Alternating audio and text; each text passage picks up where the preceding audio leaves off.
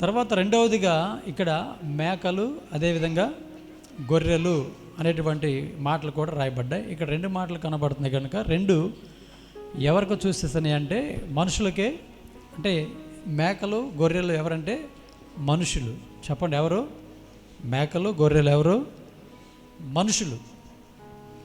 అయితే ఈ మనుషుల్లో రెండు రకాలు కనపడుతున్నారు. ఒకళ్ళేమో గొర్రెల వలె మనస్తత్వం కలిగి ఉన్నారంట, మరొకరేమో మేకల వలె మనస్తత్వం కలిగి ఉన్నారు అని చెప్పేసి ఇక్కడ రాయబడింది. అయితే ఇప్పుడు అక్కడ అన్నీ కూడా కలిసి ఉన్నాయి, కానీ అన్నీ కలిసి ఉన్నటువంటి ఆ సమయంలో అక్కడ జరిగేటువంటి పని ఏంటంటే వేరు చేయబడ్డం.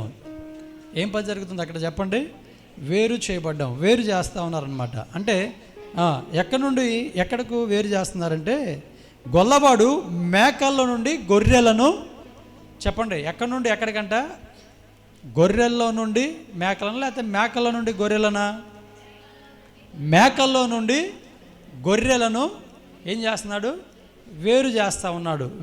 వేరు చేయటం అంటే ఒకటిగా ఉన్నటువంటి వాటిని విడివిడిగా చేయటం, వేరు చేయటం అని చెప్పేసి అంటారు. ఈ రోజున మనము అసలు దేవుడు మనుషులను అసలు ఎక్కడి నుండి వేరు చేస్తున్నాడు, ఎందుకు వేరు చేస్తున్నాడు, వేరు చేయబడినటువంటి మనుషులు ఎక్కడికి వెళతారు, ఆ తర్వాత వారు కలిగేటువంటి తదుపరి పరిస్థితి ఏంటో ఈ రోజున మనము క్షుణ్ణంగా పరిశీలన చేద్దాం.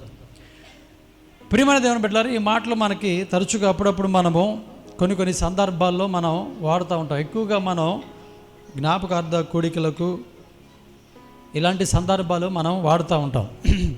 అయితే ఈ రోజున మరొకసారి ప్రభు ఈ విషయాలు మనకి జ్ఞాపకం చేయాలని చెప్పేసి, తెలియచేయాలని చెప్పేసి ఆశపడుతూ ఈ రోజున ఈ మాటల ద్వారా మనలందరిని కూడా హెచ్చరిస్తూ ఉన్నాడు. దేవునికి స్తోత్రం చెప్తారు గట్టిగా ఒకసారి. అంటే ప్రస్తుతానికి మనము ఎలా ఉన్నామో ఒకసారి పరిశీలన చేసుకోమని దేవుని యొక్క వాక్యము మనకి తెలియజేస్తుంది. అంటే మనం మేకల్లాగా ఉన్నామా, గొర్రెల్లాగా ఉన్నామా, అంటే గొర్రె స్వభావము కలిగి ఉన్నామా, లేకపోతే మేకల స్వభావం కలిగి ఉన్నామా అని చెప్పేసి వాక్యము ద్వారా ఒకసారి మనలను పరిశీలన చేసుకోమని దేవుని యొక్క వాక్యము మరి పగటి వేళ మనకు తెలియచేస్తూ ఉన్నది. దేవుని స్తోత్రం చెప్తారు గట్టిగా ఒకసారి. సంతోషంగా ఉన్న రెండు చేతులు అయితే దేవుని స్తోత్రం చెప్పండి. ఆకలి అవుతున్నా అన్న వాళ్ళు గట్టిగా చప్పలు కొట్టండి. లేరా అంటే అర్థమవుతుందిగా నా మాట. అంటే మీరు చప్పట్లు కొట్టలేదంటే ఖచ్చితంగా మీకు అర్థమవుతుంది. ఒక రైట్, మీరు చక్కగా వింటున్నారు, చాలా సంతోషం. అలాగే ఒక గంట చక్కగా అదే మనసు కలిగి దేవుని యొక్క వాక్యం మీద మీ మనసు పెట్టండి. వచ్చేటువంటి పోయేటువంటి వారి వైపు చూడకుండా మరి చక్కగా దేవుని యొక్క సన్నిధిలో ప్రభు మాటలు వినండి. ఎందుకంటే కొంతమంది కేవలము ఒక ఆదివారం మాత్రమే వాళ్ళు రాగలుగుతారు, మిగతా సమయాలలో వారికి వీలు పడదు. అలాంటి వారు మరి చక్కగా ఈ వారానికి సరిపడా మంచి వాక్యం వారు వినాలంటే మరి మిగతా వాళ్ళని డిస్టర్బ్ చేయకుండా చాలా జాగ్రత్తగా ఉండాలి. అదేవిధంగా మన పిల్లలను కూడా మరి చాలా జాగ్రత్తగా ఉంచుకొని మనం కొంత సమయం దేవుని యొక్క వాక్యాన్ని మనం విందాం. అయితే అసలు ఈ వేరు చేసేటువంటి క్రమము, ఈ పద్ధతి నిజంగా జరుగుతుందా జరగదా? చాలామందికి డౌట్ అనమాట. చాలామందికి డౌట్. ఏం డౌటో తెలుసా? మనం చనిపోయిన తర్వాత మన ప్రాణం లేకపోతే మన ఊపిరి, మన ఆత్మ గాలిలో కలిసిపోద్ది. మనమేమో మన శరీరమేమో మట్టిలోకి వెళ్ళిపోద్ది. నరకానికి వెళ్ళేది ఎవరు, పరలోక రాజ్యానికి వెళ్ళేది తర్వాత జరిగేటువంటి సంఘటనలు ఎవరికి తెలుసు అనేటువంటి ఆలోచన కలిగి ఈ రోజున చాలామంది ఉన్నారు. అటు వారి కొరకే ఈ రోజున ప్రభు మాట్లాడుతూ ఉన్నారు. నిజంగా అసలు ఈ వేరు చేయటం అనేది జరుగుతుందా జరగదా? చెప్పండి, పిల్లలు ఎవరు దగ్గర పెట్టుకున్నాం. నిజంగా జరుగుతుందా జరగదా? ఈ వేరు చేసేటువంటి క్రమము జరుగుతుందా జరగదా? జరుగుతుందా అన్న వాళ్ళ చేతులు ఎత్తండి. ఒకళ్ళని చూసి ఒకళ్ళ చేతులు ఎత్తబాకండి. నీకు జరుగుద్దని నమ్మకం ఉంటే చేతులు ఎత్తండి. జరుగుద్దా జరగదా? మీరు జరగదా? సరే, జరగదన్న వాళ్ళు చేతులు ఎత్తండి. అంటే మీకు అవిశ్వాసం ఉందా, అపనమ్మకం ఉందా? కొంతమంది చేతులు ఎత్తారు జరుగుద్దని, కొంతమంది చేతులు ఎత్తలేదు. అంటే మీరు చేతులు ఎత్తలేదంటే జరగదని అర్థం కదా. అంటే మీకు అవిశ్వాసం ఉంది, అంటే భవిష్యత్తులో ఇది జరుగుద్దా జరగదా అనేటువంటి ఒక డౌట్ ఉంది. ఇది ఖచ్చితంగా 100% ఖచ్చితంగా జరుగుతుంది. ఖచ్చితంగా ఇది జరుగుతుంది. ఎందుకంటే దీనికి ముంగుర్తుగా దేవుడు ఈ భూలోకంలో వేరు చేశాడు. పాత నిబంధన కాలంలో మనం చూస్తే దేవుడు ఏం చేశాడంటే జరగబోయేటువంటి దానిని ముందుగానే ఈ భూలోకంలో దేవుడు చూపించాడు అనమాట. ఎందుకంటే మనము నమ్మమని చెప్పేసి దేవుడు ముందుగానే ప్రతిదీ కూడా తెలియజేశాడు. అదేవిధంగా ఆయన యొక్క రాకడ, ఆయన మరణ పునరుద్ధానములు ఇవన్నీ కూడా ముందుగానే తెలియజేశాడు. సమస్తం ఆయన తెలియజేస్తూనే ఉన్నాడు. కాబట్టి పాత నిబంధన గ్రంథం మనం ఖచ్చితంగా చదవాలి, దాన్ని మనం ఖచ్చితంగా అర్థం చేసుకోవాలి. ఎందుకంటే పాత నిబంధన లేకుండా క్రొత్త నిబంధన లేదు. యేసు ప్రభు ఈ భూలోకానికి వచ్చినప్పుడు ఆయన మాట్లాడినటువంటి మాటలన్నీ కూడా పాత నిబంధనలో ఉన్నటువంటి మాటలు ఆయన తీసి ఏం చేశాడు, మాట్లాడాడు. సాతానుతో మాట్లాడినప్పుడు క్రొత్త నిబంధన గ్రంథంలో తీసి చెప్పలేదు, ఎందుకంటే అప్పుడు రాయబడలేదు. ఏం చెప్పాడు చెప్పండి? పాత నిబంధనల గ్రంథంలో రాయబడిన మాటలే సాతానుతో దేవుడు మాట్లాడాడు. సాతాను కూడా ఏం మాటలు మాట్లాడేదంటే పాత నిబంధనల గ్రంథంలో ఉన్న మాటలే మాట్లాడింది. కనుక ఖచ్చితంగా దీన్ని మనం చదవాలి, అర్థం చేసుకోవాలి. ఎందుకంటే ప్రియమైన దేవుని బిడ్డలారా, ఇది మనకి ముంగుర్తుగా అన్ని విషయాలు ఇక్కడ తెలియచేయడం జరుగుతుంది. వేరు చేయడం అనేది ఖచ్చితంగా ఉంది. చూడండి, ఇప్పుడు మీ అందరికీ కూడా తెలిసినటువంటి విషయం ఏంటంటే మీరందరూ మిరగాయలకు వెళ్తారు. అంటే అందరు వెళ్ళకపోయినా కొంతమంది వెళ్తారు కదండి. చాలామంది వెళ్తారు, 100% మిరగాయలకు వెళ్తారు కదా. మిరగాయలకు వెళ్ళే వాళ్ళు చేతులు ఎత్తండి. మా మామగారు 2 చేతులు ఎత్తాడు. వెళ్తున్నాడా? ఓహో, అందుకని నిన్న మీరు ఒక చేయి ఎత్తే 2 చేతులు ఎత్తాడు. సరే, మంచిది. ఏదో ఒక పని మనం చేసుకోవాలి కాబట్టి ఏదో ఒక పని మనం కలిగి ఉండాలి కానీ కనుక ఆ పనికి వెళ్ళాలి. ఏ పనికి వెళ్ళినా మనకి తప్పు లేదు. నేను అడిగినా ఒక అయ్యా నేను పలానా ఇంట్లో వాళ్ళ పని చేయడానికి నేను వెళ్తున్నానయ్యా అని చెప్పేసి అంటే తప్పేం లేదమ్మా, పని చేసుకోవడం తప్పేం లేదు. దొంగతనం చేయటం, శరీరాన్ని అమ్ముకొని సంపాదించుకోవడం అది తప్పు, కానీ అక్రంగా అన్యాయంగా నోళ్ళు కొట్టి సంపాదించడం తప్పు, కానీ ఏదో ఒక పని చేసుకొని సంపాదించుకోవడం మంచిది. ఏ పని చేసుకున్నా తప్పు లేదు కదండి. మిరగాయ కోతలు అయిపోయిన తర్వాత, మీరు కోసిన తర్వాత మిరగాయలు కళ్ళంలో అన్నీ ఎర్రగానే కనపడతాయి. కానీ కోసిన తర్వాత, ఎండిన తర్వాత ఒక పని చేస్తారు. ఏం చేస్తారు చెప్పండి? వేరు చేస్తారు. ఏం చేస్తారు? వేరు చెప్పండి. ఖచ్చితంగా వేరు చేయాల్సిందే. వేరు చేయకుండా వాటిని మార్కెట్కి తీసుకెళ్ళరు. ఖచ్చితంగా ఏం చేయాలి? వేరు చేయాల్సిందే. ఎందులోంచి వేటిని వేరు చేస్తారు చెప్పండి? మంచి కాయల నుండి చెడు కాయలు, ఎర్రకాయల నుండి తెల్లకాయలను ఏం చేస్తారు? వేరు చేస్తారు. అంటే వేరు చేసేటువంటి క్రమము చాలా ఉన్నాయి భూలోకంలో కదా, చాలా ఉన్నాయి. అవి కూడా నేను చెప్తాను. అయితే ఒక రోజున వేరు చేయబడేటువంటి కాలం రాబోతుంది. అది ఖచ్చితంగా వస్తుంది. ఆ రోజున దేవుడు ఖచ్చితంగా ఏం చేస్తారంటే వేరు చేస్తాడు. ఖచ్చితంగా వేరు చేస్తాడు. ఎవరిని చేస్తారంటే ప్రజలను వేరు చేసినప్పుడు వాళ్ళు 2 గుంపులు అవుతారు. ఇది జరుగుతుందని చెప్పేసి అంటే ఖచ్చితంగా జరుగుతుంది. ఎందుకంటే మనం పాత నిబంధన గ్రంథంలో చూసినప్పుడు దేవుడు ఆ విధంగా వేరు చేసినట్లుగా మనకు కనబడుతూ ఉంటుంది. మనం 2 సందర్భాలు చూద్దాం. చాలా సందర్భాలు ఉన్నాయి కానీ మనకి సమయం సరిపోదు. మనం ఒక 2 సందర్భాలు చూద్దాం. చూడండి, నిర్గమాకాండము 11వ అధ్యాయము, నిర్గమాకాండం 11వ అధ్యాయము 7వ వచనాన్ని మనం ఒకసారి చదువుదాం. నిర్గమాకాండం 11వ అధ్యాయం 7వ వచనం. యెహోవా ఐగుప్తీయులను ఇశ్రాయేలును వేరుపరచునని మీకు తెలియబడినట్లు దేవుని స్తోత్రం కలుగును గాక. హల్లెలూయా. అందరూ చక్కగా ఆలకించండి. ఇక్కడ రాయబడినటువంటి మాట మనం ఆలకిస్తే ఇక్కడ 2 జనాంగాలను అనగా 2 ప్రజలను ఇక్కడ దేవుడు వేరుపరుస్తున్నట్లుగా మనం చూస్తున్నాం. ఎవరు? ఒకరేమో ఐగుప్తీయులు, మరొకరేమో ఇశ్రాయేలీలు. చెప్పండి, ఎవరిని వేరు చేస్తున్నాడు దేవుడు? ఐగుప్తీయులను, అదేవిధంగా ఇశ్రాయేలీలను వేరు చేస్తూ ఉన్నాడు. ఎందుకు చేస్తున్నాడు, ఎందుకు చేయవలసి వచ్చింది అని చెప్పేసి అంటే, ఐగుప్తులేమో అన్యులు, ఇశ్రాయేలేమో దేవుని ప్రజలు. చెప్పండి, ఐగుప్తులు ఎవరంట? ఐగుప్తులు ఎవరు? ఐగుప్తులేమో అన్యులు. చెప్పండి, ఇశ్రాయేల్ ప్రజలు ఎవరు? మాట్లాడండి. ఇశ్రాయేల్ ప్రజలు ఎవరు? దేవుడు ఏర్పాటు చేసుకున్నటువంటి జనాంగం. ఇప్పుడు వీళ్ళిద్దరిని కూడా ఏం చేస్తున్నాడంటే వేరు చేస్తా ఉన్నాడు. ఎందుకంటే అన్నిల్లో నుండి దేవుని బిడ్డలను దేవుడు ఏం చేస్తున్నాడు? వేరు చేస్తాడు. అంటే ఇప్పుడు భూలోకంలోనే జస్ట్ వేరు చేయబడినప్పుడు మరి పరలోక రాజ్యంలో అది జరగదా?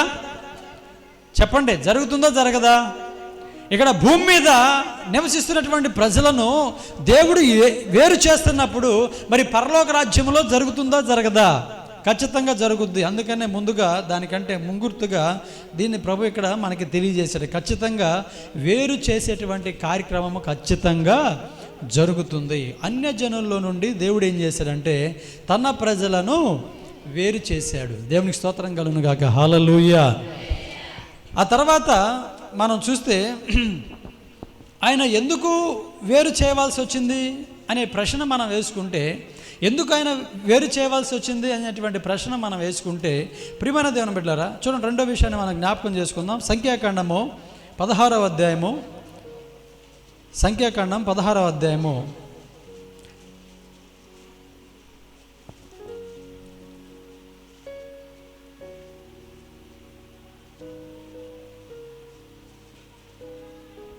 16వ అధ్యాయము 3వ వచనం మనం చదువుకుందాం.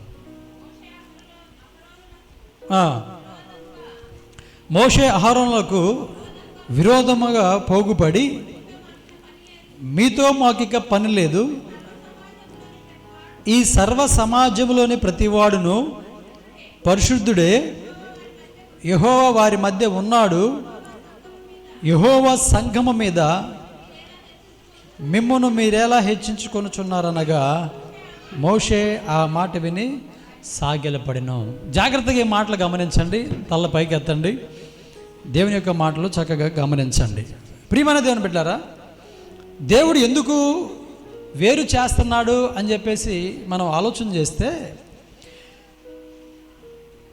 తర్వాత భవిష్యత్తులో దేవుడు ఎందుకు వేరు చేయాలని చెప్పేసి ఆశ కలిగి ఉన్నాడంటే, ఎందుకు ఆయన ఇష్టపడుతున్నాడంటే, అసలు వేరు చేయడానికి గల ప్రధానమైనటువంటి కారణం ఏంటంటే, ఈ సమయంలో మనం చాలా జాగ్రత్తగా మనం పరిశీలన చేద్దాం. ఏంటంటే, మొదట అన్నిల్లో నుండి దేవుడు ఏం చేశాడంటే ఇశ్రాయేలు ప్రజలను వేరు చేశాడు. ఎందుకు వేరు చేశాడంటే, ఐగుప్తీయుల మీదకి భయంకరమైనటువంటి నాశనం రాబోతుంది, అది ఇశ్రాయేలు ప్రజలకు రాకుండా దేవుడు ఏం చేశాడంటే వేరు చేశాడు. ఆ తర్వాత ఇశ్రాయేలు యొక్క పశువులను, ఐగుప్తుల యొక్క పశువులను కూడా దేవుడు ఒక సందర్భంలో వేరు చేశాడు. ఎందుకంటే భయంకరమైనటువంటి వడగండ్ల వాన కురవబోతుంది, అయితే ఇశ్రాయేలు ప్రజల యొక్క పశువులు ఏమాత్రం కూడా చనిపోవడానికి వీల్లేదని చెప్పేసి దేవుడు ఏం చేశాడంటే వారి పశువులను వీరి పశువులను ఏం చేశాడు? వేరు చేశాడు. దేవుని స్తోత్రం చెప్పండి గట్టిగా ఒకసారి. అంటే ఈ వేరు చేయడంలో దేవుని యొక్క ఉద్దేశం ఏంటంటే, మంచిదానినేమో ఇప్పుడు మనం కూడా ఏం చేస్తామంటే కళ్ళంలో తూర్పాలు పడతాం, తూర్పాలు పట్టినప్పుడు ఏం చేస్తాం? వేరు చేస్తాం కదండి, తాళ్ళను వేరు చేస్తాం. ఆ తర్వాత చెప్పండి, మంచిదాన్ని వేరు చేస్తాం. మంచిదేమో మనం ఇంట్లో పెట్టుకుంటాం, తాళ్ళను ఏం చేస్తాం? కాల్చివేస్తాం. ఇప్పుడు దేవుడు కూడా వేరు చేయాలని చెప్పేసి ఆశపడ్డాడు. ఎందుకంటే ఒక దాన్నేమో చక్కగా కాపాడడానికి, మరొక దానినేమో కాల్చివేయడానికి దేవుడు ఏం చేస్తున్నాడంటే వేరు చేస్తూ ఉన్నాడు. ఇప్పుడు చూడండి, ఇక్కడ ఎందుకు వేరు చేయవలసి వచ్చిందంటే దీనికి మరొక విషయాన్ని కూడా మనము తెలుసుకుందాం. దేవుని స్తోత్రం చెప్పండి గట్టిగా ఒకసారి.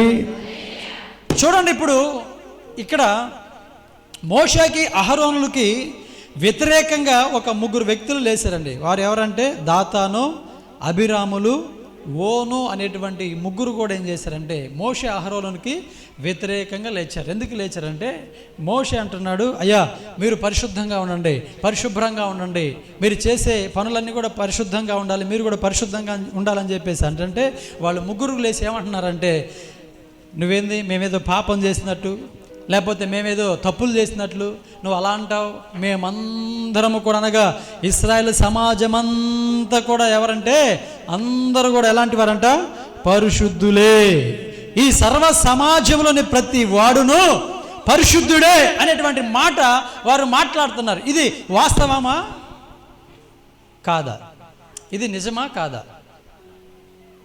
ఏమండి, ఇప్పుడు వాళ్ళు ముగ్గురు అంటున్నారు ఇశ్రాయేల్ ప్రజలందరూ కూడా పరిశుద్ధులే అని చెప్పేసి మాట్లాడుతున్నారు. ఇది రైటా రాంగా? చెప్పాలి, నోరు తెరవట్లా. ఉపవాసం ఉండొచ్చారా? తినొచ్చారా బాగా? చెప్పండి, ఇది రైటా రాంగా? ఇశ్రాయేల్ ప్రజలందరూ కూడా పరిశుద్ధులేనంట, ఇది నిజమా కాదా? సరే, వాళ్ళ దాకా ఎందుకు కానీ ఇక్కడ కూర్చున్నటువంటి వాళ్ళందరూ పరిశుద్ధులేనా కాదా? కాదా? ఎందుకని అదే అంత మాట అన్నారు? చెప్పండి, ఇక్కడ కూర్చున్న వాళ్ళందరూ కూడా పరిశుద్ధులా కాదా? సమాధానం రావట్లేదు. చెప్పండి, పరిశుద్ధులా కాదా? కాదా? పరిశుద్ధులా కాదా? ఇది మాట్లాడరేది. పరిశుద్ధులు, అవును మేము పరిశుద్ధులు అన్న వాళ్ళు చేతులు ఎత్తండి. అమ్మో, ఎవరు లేరా? అయితే మీకు బల్లారాధన నేను ఈ నెలలో ఎందుకు ఇవ్వాలండి? ఎందుకు ఇవ్వాలి? పరిశుద్ధులకి అది ఇచ్చేది.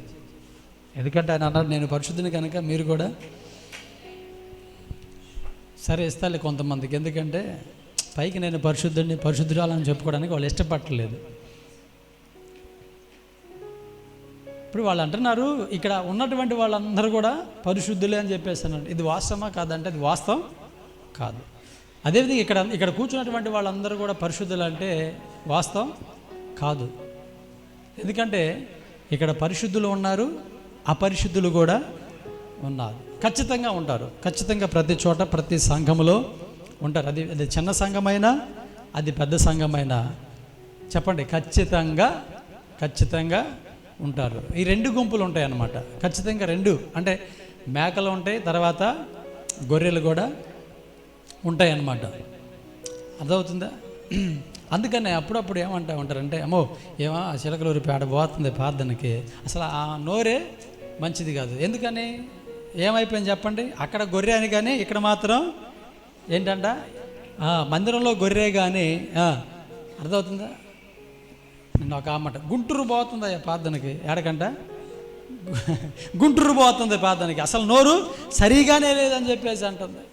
అయ్యా పేరు చెప్పాకలంప, ఎందుకంటే ఈయన కూడా ఉన్నాడు. గుంటూరు పోతుంది అసలు నోరు. అసలు నువ్వు గుంటూరు పోయినా, చిలకలూరుపేట పోయినా, నసరావుపేట పోయినా, లేకపోతే హైదరాబాద్ పోయినా ఈ రెండు గుంపులు ఖచ్చితంగా ఉంటాయి. మేకలు ఉంటాయి, గొర్రెలు ఉంటాయి. సంఘం అంతా పరిశుద్ధులు కారు. ఇప్పుడు వీళ్ళు మాట్లాడేటువంటి మాట చాలా తప్పు. ఎందుకంటే అందరూ పరిశుద్ధులు కారు, అందరూ పరిశుద్ధులు లేరు. ఎట్లా మనకు తెలుసు అని చెప్పేసి అంటే చూడండి, బైబిల్లోనే రాయబడి ఉంది. చూడండి ఒకసారి 16వ అధ్యాయము 22వ వచనం, సంఖ్యాకాండం 16వ అధ్యాయం 22వ వచనం. వారు సాగిలపడి సమస్త శరీరాత్మలకు దేవుడవైన దేవా ఈ ఒక్కడు పాపము చేసినందున. జాగ్రత్తగా ఆలకించండి, చాలు. ఇక్కడ ఏం మాట వాడబడింది చెప్పండి? ఆ తిరుగుబాటు చేసేటువంటి వాళ్ళ గురించి ఏమని రాయబడింది తెలిసే? ఏమని రాయబడిందంటే పాపి అని రాయబడింది. మరి అతడు ఏమంటున్నాడు తెలుసా? మేమందరం కూడా పరిశుద్ధులు అని చెప్పేసి అన్నాడు. ఇంకొక మాట కూడా మనం చదువుదాం, 30వ వచనం చదువుదాం. అయితే యెహోవా గొప్ప వింత పుట్టించుట వలన వారు ప్రాణములతో పాతాళము కూలినట్లు భూమి తన నోరు తెరిచి వారికి కలిగిన సమస్తమును మృంగివేసినలా వారు యెహోవాను అలక్ష్యము చేసిరని మీకు తెలియను. దేవుణ్ణి ఏం చేశారంట వాళ్ళు చెప్పండి? అలక్ష్యము చేశారంట. అంటే ఇప్పుడు దేవుణ్ణి అలక్ష్యం చేస్తే మరి వీళ్ళు పాపులా పరిశుద్ధులా? దేవుని అలక్ష్యం చేసేవాళ్ళు ఎవరు? దేవుని నిర్లక్ష్యం చేసేవాళ్ళు ఎవరు? దేవుడు అంటే లెక్కలేనితనంగా ఉండేటువంటి వాళ్ళు ఎవరంటే చెప్పండి, వాళ్ళు పాపులే.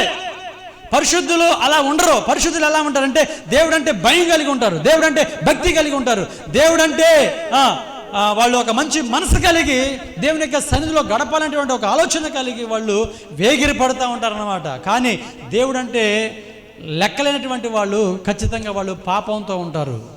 మరి ఇక్కడ ఇద్దరు వీళ్ళు ఏమంటున్నారు తెలుసా? అందరూ పరిశుద్ధులే అని చెప్పేసి అంటున్నాడు. ఏమంటున్నారు చెప్పండి? అందరూ పరిశుద్ధులేనంట. అందరూ పరిశుద్ధులు కారు.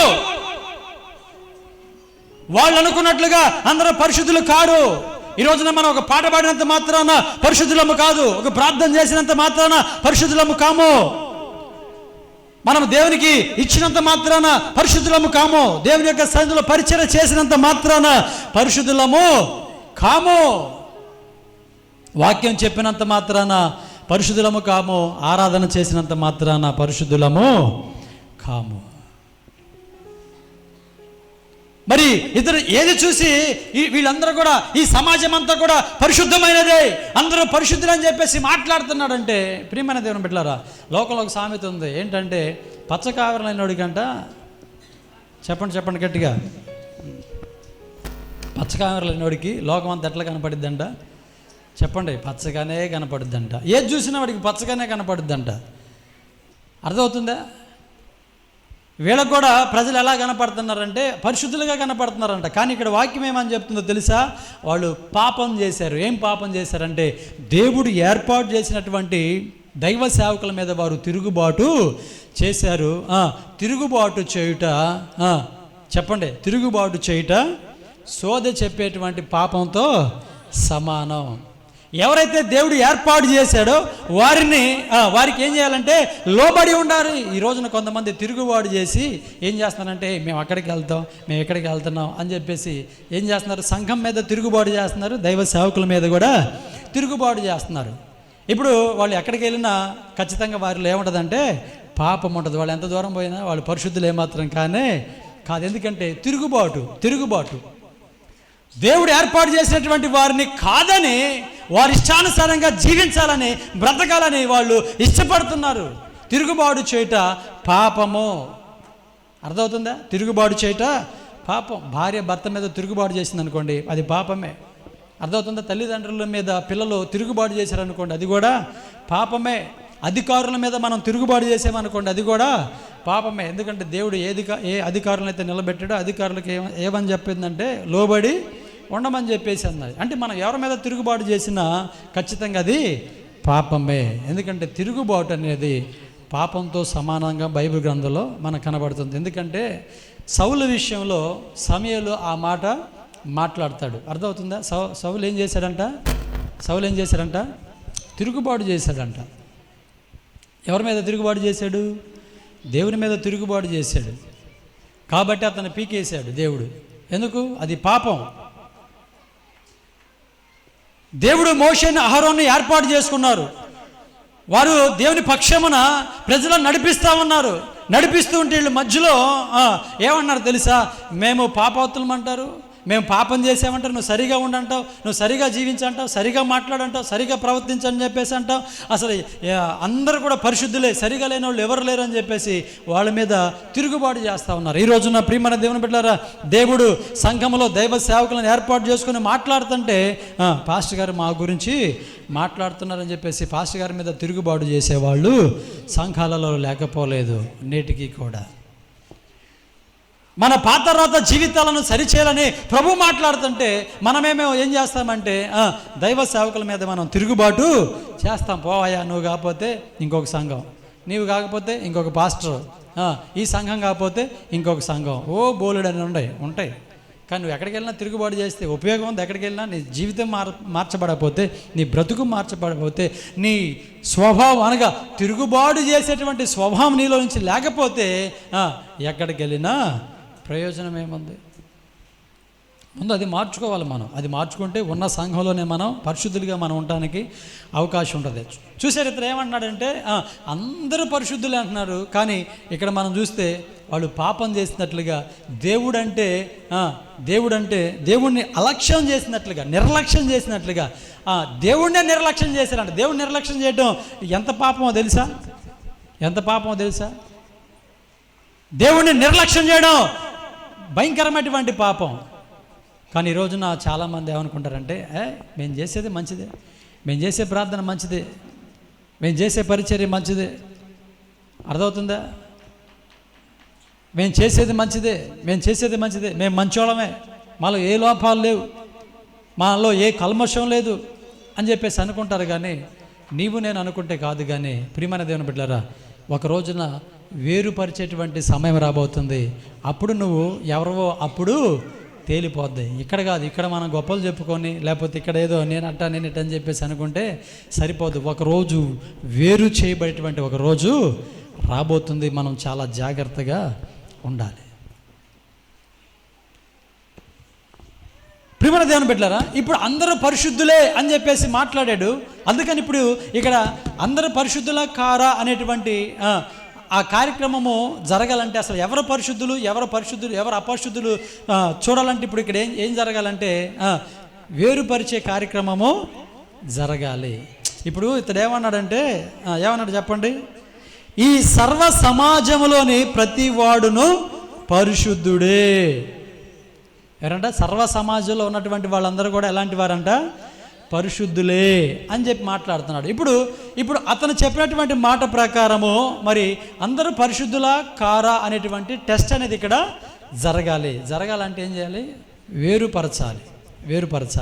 ఇప్పుడు ఆ వేరుపరిచే క్రమం కనుక జరగలేదనుకోండి, నిజంగా అందరూ ఏమనుకుంటారంటే మేమందరమే పరిశుద్ధులము అని చెప్పేసి భ్రమపడి దేవుడు నియమించినటువంటి పరలోకపు పట్టణానికి వెళ్లకుండా నరకానికి వెళ్ళిపోతారు. అందుకనే చాలా జాగ్రత్తగా మనం ఉండాలి. కొంతమంది భ్రమపడుతూ ఉంటారనమాట. తప్పులు చేస్తూ కూడా వారంతట వాళ్ళే సరి చేసుకొని సమర్థించుకొని మేము పరిశుద్ధులం అని చెప్పేసి కొంతమంది భ్రమపడుతూ ఉంటారు. ప్రియమైన దేవుని బిడ్డలారా, మనం భ్రమపడితే కాదు, కానీ దేవుడు అంటే ఒక రోజున ఏం చేస్తాడు తెలుసా? అగ్నిలో పడేస్తాడంట. ఏం చేస్తాడు? అగ్నిలో పడేస్తాడు. ఎందుకంటే వేరు చేయడానికి.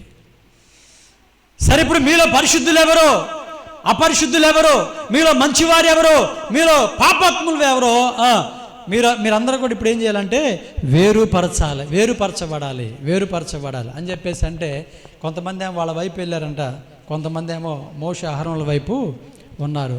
ఎవరైతే వాళ్ళ వైపు ఉన్నారో వాళ్ళందరిని కూడా ఏం చేసిందంటే నేల తెరచి వారిని అందరిని కూడా మింగింది. కారణం ఏంటంటే వాళ్ళెవ్వరూ పరిశుద్ధులు కారు. తేలిపోయింది అక్కడ. దేవుడు అక్కడ వేరు చేశారన్నమాట. ప్రియమైన దేవుని బిడ్డలారా, రేపు ఖచ్చితంగా వేరు చేసేటువంటి కార్యక్రమం ఖచ్చితంగా జరుగుతుంది. ఎందుకంటే ఈ భూలోకంలో దేవుడు చేసినప్పుడు ఖచ్చితంగా అక్కడ కూడా చేస్తారనమాట. ఈ రోజున ఎందుకంటే మేము రక్షణ పొందాం, మేము బాప్తిసం తీసుకున్నాం, మేము పరిశుద్ధులుగా ఉన్నాం, మేము పరిశుద్ధ సంఘంలో ఉన్నాం, మేము ఈ విధంగా ముందుకు వెళ్ళిపోతున్నాం, ఖచ్చితంగా పరలోక రాజ్యానికి వెళ్తానని చెప్పేసి కొంతమంది ఇంకా అక్రమము చేస్తూ, ఇంకా అన్యాయం చేస్తూ, ఇంకా రకరకాల పాపాలు చేస్తూ ఏం చేస్తూ ఉన్నారంటే దేవుని సన్నిధికి వెళుతూ ఉన్నారు. ఈ సమయంలో ఇక్కడ చాలామందికి కన్ఫ్యూజన్గా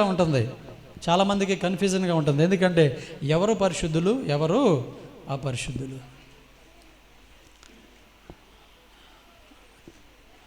అర్థమవుతుందా? రేపు అక్కడ కూడా కన్ఫ్యూజన్ అవుతారు. అర్థమవుతుందా?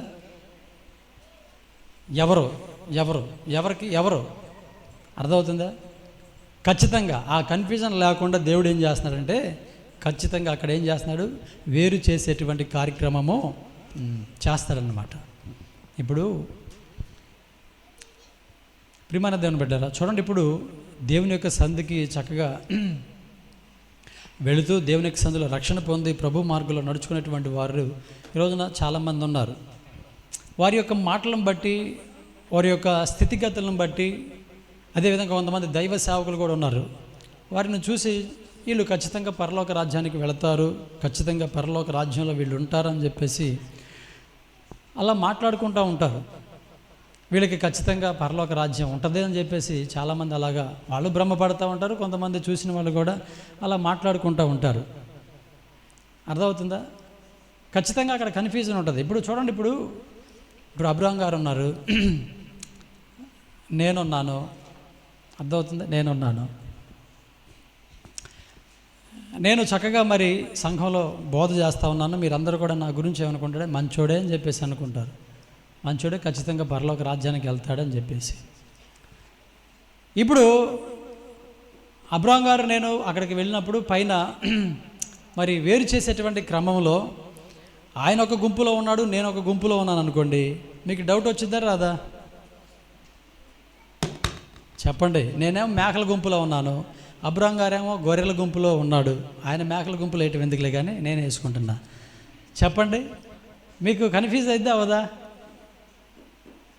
చెప్పండి, అయిద్దా అవదా? మీరు కన్ఫ్యూజ్ అవుతారా అవరా?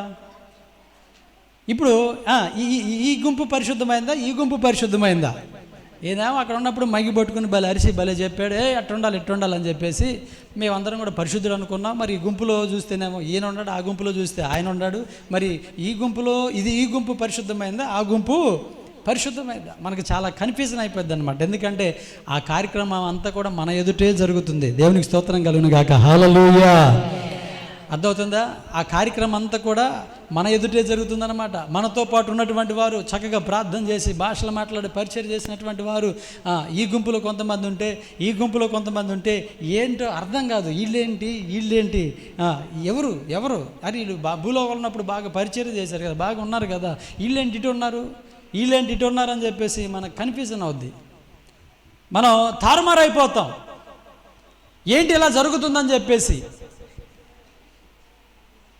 తర్వాత ఏమవుతుందో తెలుసా? వేరు చేసిన తర్వాత మీరందరూ కుడివైపుకి రండి అని చెప్పేసి అన్నప్పుడు అప్పుడు కన్ఫామ్ అయిపోద్ది అనమాట. దేవునికి స్తోత్రం కలుగును గాక. హల్లెలూయా. అదేవిధంగా ఈ భూలోకంలో కూడా ఇప్పుడు మనకి కొంచెం టెన్షన్గానే ఉంటుంది అనమాట. మనుషుల విషయమై ఎవరు పరలోకానికి వెళ్తారు, ఎవరు నరకానికి వెళ్తారు అనేటువంటి టెన్షన్ మనకి ఖచ్చితంగా ఉంటుంది. అయితే ఇక్కడైతే తేల్చబడదు.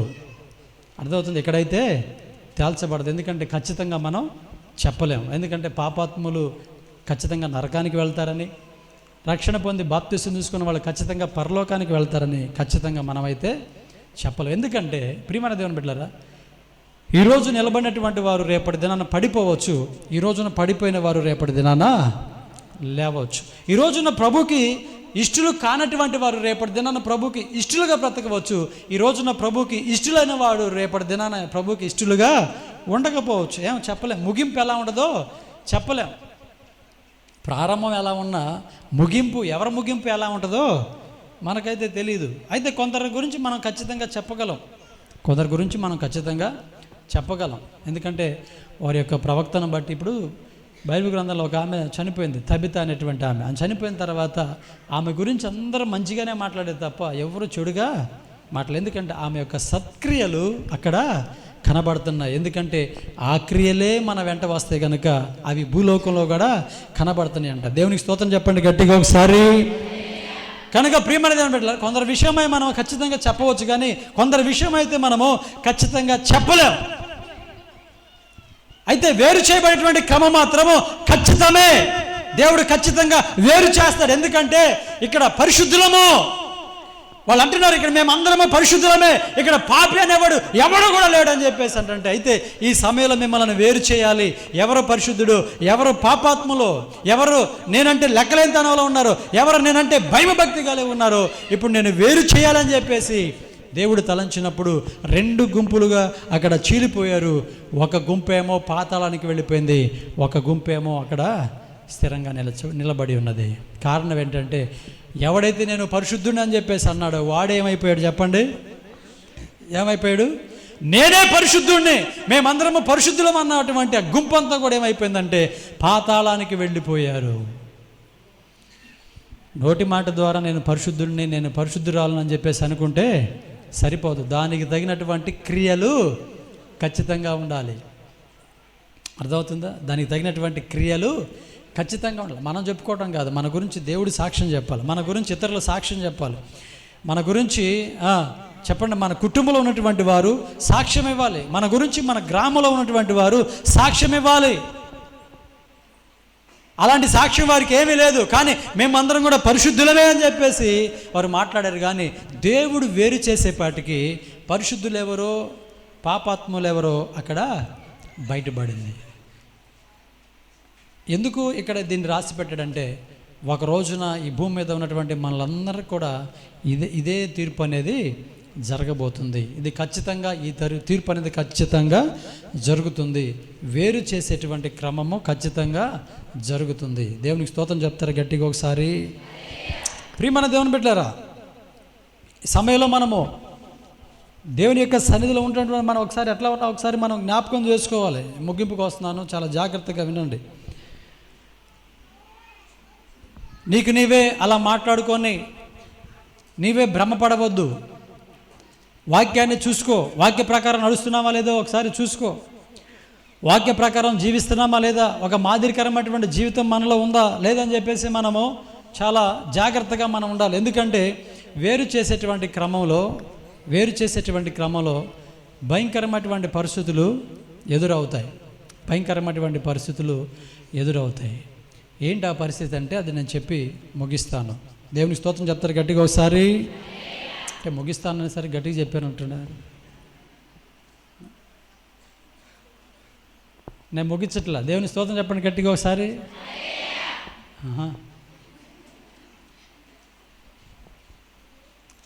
మా తెలిసిలే నువ్వు ముగిస్తావని వాళ్ళు విశ్వాసంతో చెప్పారు, నమ్మి చెప్పారు కదా, అంతేనా? మరోసారి దేవుని స్తోత్రం చెప్పండి. రెండు చేతులు ఆకాశం వైపు చాపి. ప్రియమైన దేవుని బిడ్డలారా, వేరు చేసేటువంటి క్రమంలో చూడండి, ఈ భూలోకంలో జరిగేటువంటి కొన్ని సంఘటనలు మీకు నేను జ్ఞాపకం చేస్తాను. ఎందుకంటే ఇవి చెబితే మీకు బాగా అర్థమవుతుంది. చూడండి, ఇప్పుడు దేవుడు మనల్ని ప్రేమించి మనకి పిల్లల్ని ఇచ్చాడు. ఆ పిల్లలు కొంచెం ఎదిగి పెద్దయిన తర్వాత వాళ్ళు చదువుకోవాలంటే ఖచ్చితంగా కొన్ని సందర్భాలలో కొన్ని విషయాలలో వాళ్ళు తల్లిదండ్రుల నుంచి వాళ్ళు వేరైపోవాలి. కొంతమంది పట్టణాలకు వెళ్తే, కొంతమంది ఇతర దేశాలకు కూడా వెళ్ళిపోతారు. కొంతమంది 100 కిలోమీటర్లు వెళ్ళొచ్చు, కొంతమంది 1000 కిలోమీటర్లు వెళ్ళొచ్చు. ఇప్పుడు వీళ్ళు వేరవుతున్నటువంటి సమయంలో పిల్లల మధ్య తల్లిదండ్రుల మధ్య ఏం జరుగుతుంది చెప్పండి? ఏం జరుగుతుంది? పిల్లల మధ్య తల్లిదండ్రుల మధ్య వీళ్ళు వేరుపరిచేటువంటి సమయంలో ఏం జరుగుతుందంటే ఖచ్చితంగా కన్నీరు అనేది వస్తుంది. లేకపోతే ఉద్యోగం చేయాలి, వేరే ప్రాంతానికి వెళ్ళాలి. అప్పుడు తల్లిని తండ్రిని కుటుంబాన్ని విడిచిపెట్టి కుమారుడు కానీ కుమార్తె కానీ వెళ్ళాలి. ఆ సమయంలో ఏం జరుగుతుంది చెప్పండి? వీళ్ళిద్దరూ వేరైపోతున్నారు, కుటుంబానికి వేరైపోతున్నారు, అన్నదమ్ములకు వేరైపోతూ ఉన్నారు, అక్కచెల్లెలకు వేరైపోతూ ఉన్నారు, బంధుమిత్రులకు వేరైపోతున్నారు. ఎందుకంటే వారు చదువు కొరకు, వారి యొక్క ఉద్యోగం కొరకు, లేకపోతే వారి యొక్క వ్యాపారం కొరకు, లేకపోతే వారి యొక్క పని కొరకు ఏమవుతారంటే వేరైపోతూ ఉంటారు. ఆ క్రమంలో ఏం జరుగుద్ది చెప్పండి? ఏం జరుగుద్ది చెప్పాలి గట్టిగా. నిన్న ఒక సహోదరి వచ్చింది, తన కుమార్తెకి మరి ఉద్యోగం వచ్చింది, బెంగళూరు వెళ్తుంది, బెంగళూరు కర్ణాటక వెళ్ళిపోతుంటే నాకైతే పంపించాలని ఇష్టం లేదు. ఎందుకంటే నా నుండి నా కుమార్తె దూరం అయిపోతుంది. ఆమె అక్కడికి ఎందుకు వెళ్తుంది చెప్పండి? ఉద్యోగం చేయడానికే, మంచి పని చేయడానికి వెళ్తుంది. కానీ వేరైపోయేటువంటి క్రమంలో మనకి ఏం మిగులుద్ది అంటే కన్నీరు అనేది మిగులుద్ది. ఖచ్చితంగా కన్నీరు మిగులుద్ది. ఇప్పుడు చూడండి, పెండ్లి కుమార్తె బాగా అలంకరించబడి ఉంటుంది. పెండ్లి కుమారుని ఇంటికి వెళ్ళాలని చెప్పేసి రెడీ అవుతూ ఉంటుంది. అప్పుడు చూడండి, అసలు వాళ్ళ తల్లి తండ్రి అక్కడ ఉన్నటువంటి అన్నదమ్ముళ్ళు మరి పెళ్లి చేసుకోకుండా ఇంట్లో ఉంచుకోవచ్చు. ఎందుకు ఏడిచేది? ఆ ఏడ్చి సాయంత్రం దాకా చేస్తారు. ఏడ్చి సాయంత్రం దాకా చేస్తారు. చిన్నమ్మ ఇంటికి వెళ్తే చిన్నమ్మ ఏడ్చిద్ది, పెద్దమ్మ ఇంటికి వెళ్తే పెద్దమ్మ ఏడ్చిద్ది, అత్తింటికి వెళ్తే అత్త ఏడ్చిద్ది. అమ్మా నువ్వు పోతున్నావు, మళ్ళీ వచ్చింది ఏడకపోద్ది. మరి ఉంచుకొని పోషించవచ్చు కదా. ఒట్టు ఏడుపులన్నీ. ఆ 25 సంవత్సరాలు 20 సంవత్సరాలు ఉన్నప్పుడు ఎప్పుడు ఏడవాలి ఆమె గురించి.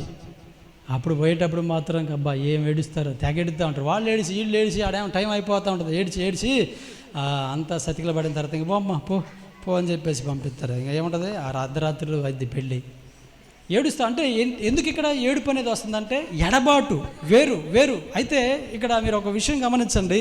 ఇప్పుడు కుమార్తె కుమారుడు లేకపోతే తల్లిదండ్రులు వేరైతే ఒక రోజున మరలా తిరిగి ఖచ్చితంగా కలుసుకుంటారు కదండి.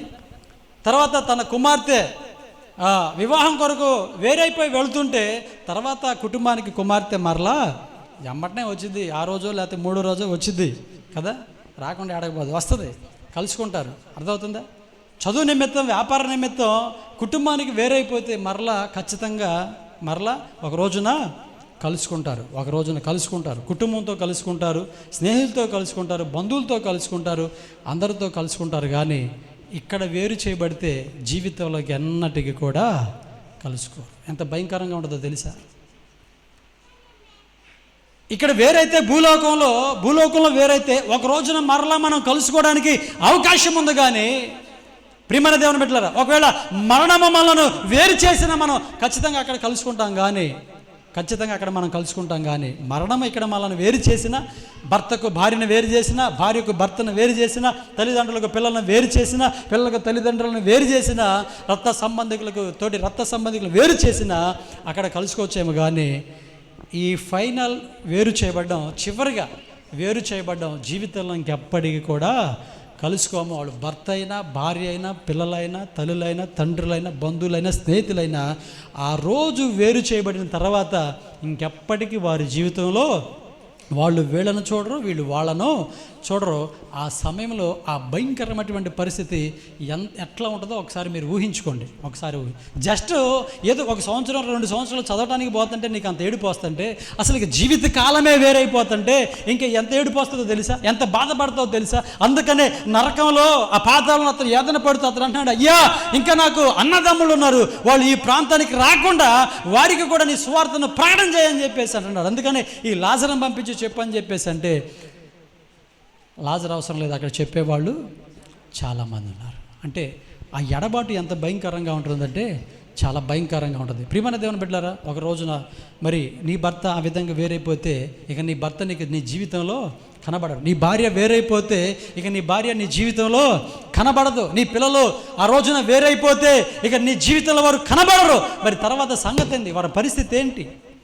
వారి యొక్క స్థితిగతులు ఏంటి?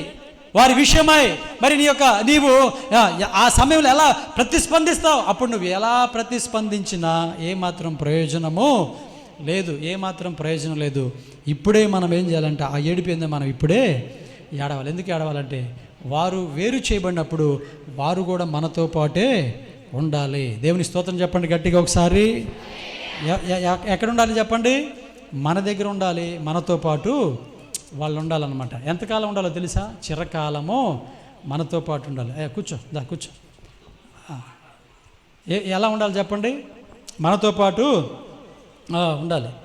చిరకాలము నాతో ఉంటానని క్షణమైనా విడిచిపోలేదని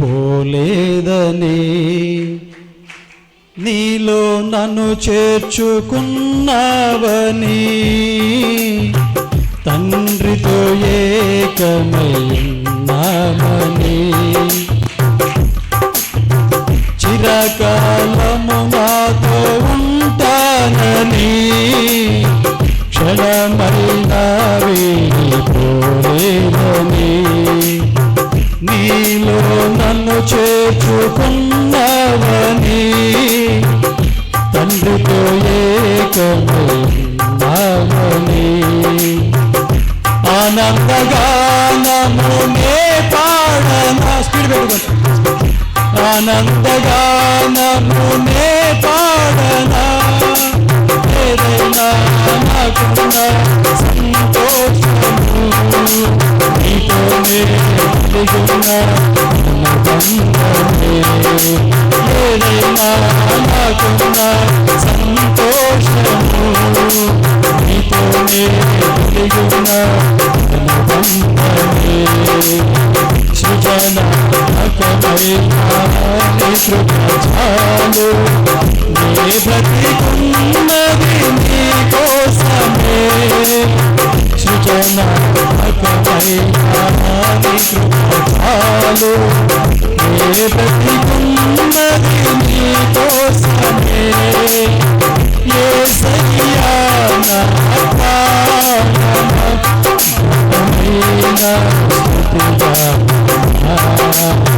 యేసయ్యా నా ప్రాణమా ఘనమైన స్తుతిగా. దేవుని స్తోత్రం చేద్దాం ఒకసారి గట్టిగా.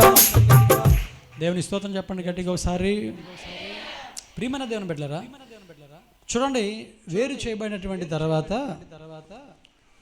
పరిస్థితి ఎట్లా ఉంటుందో, వేరు చేయబడిన తర్వాత 2 గుంపులు అయిపోతే 2 గుంపులకు కలిగేటువంటి పరిస్థితి ఏంటో ఒకసారి మనము బైబిల్ గ్రంథం నుంచి పరిశీలన చేద్దాం.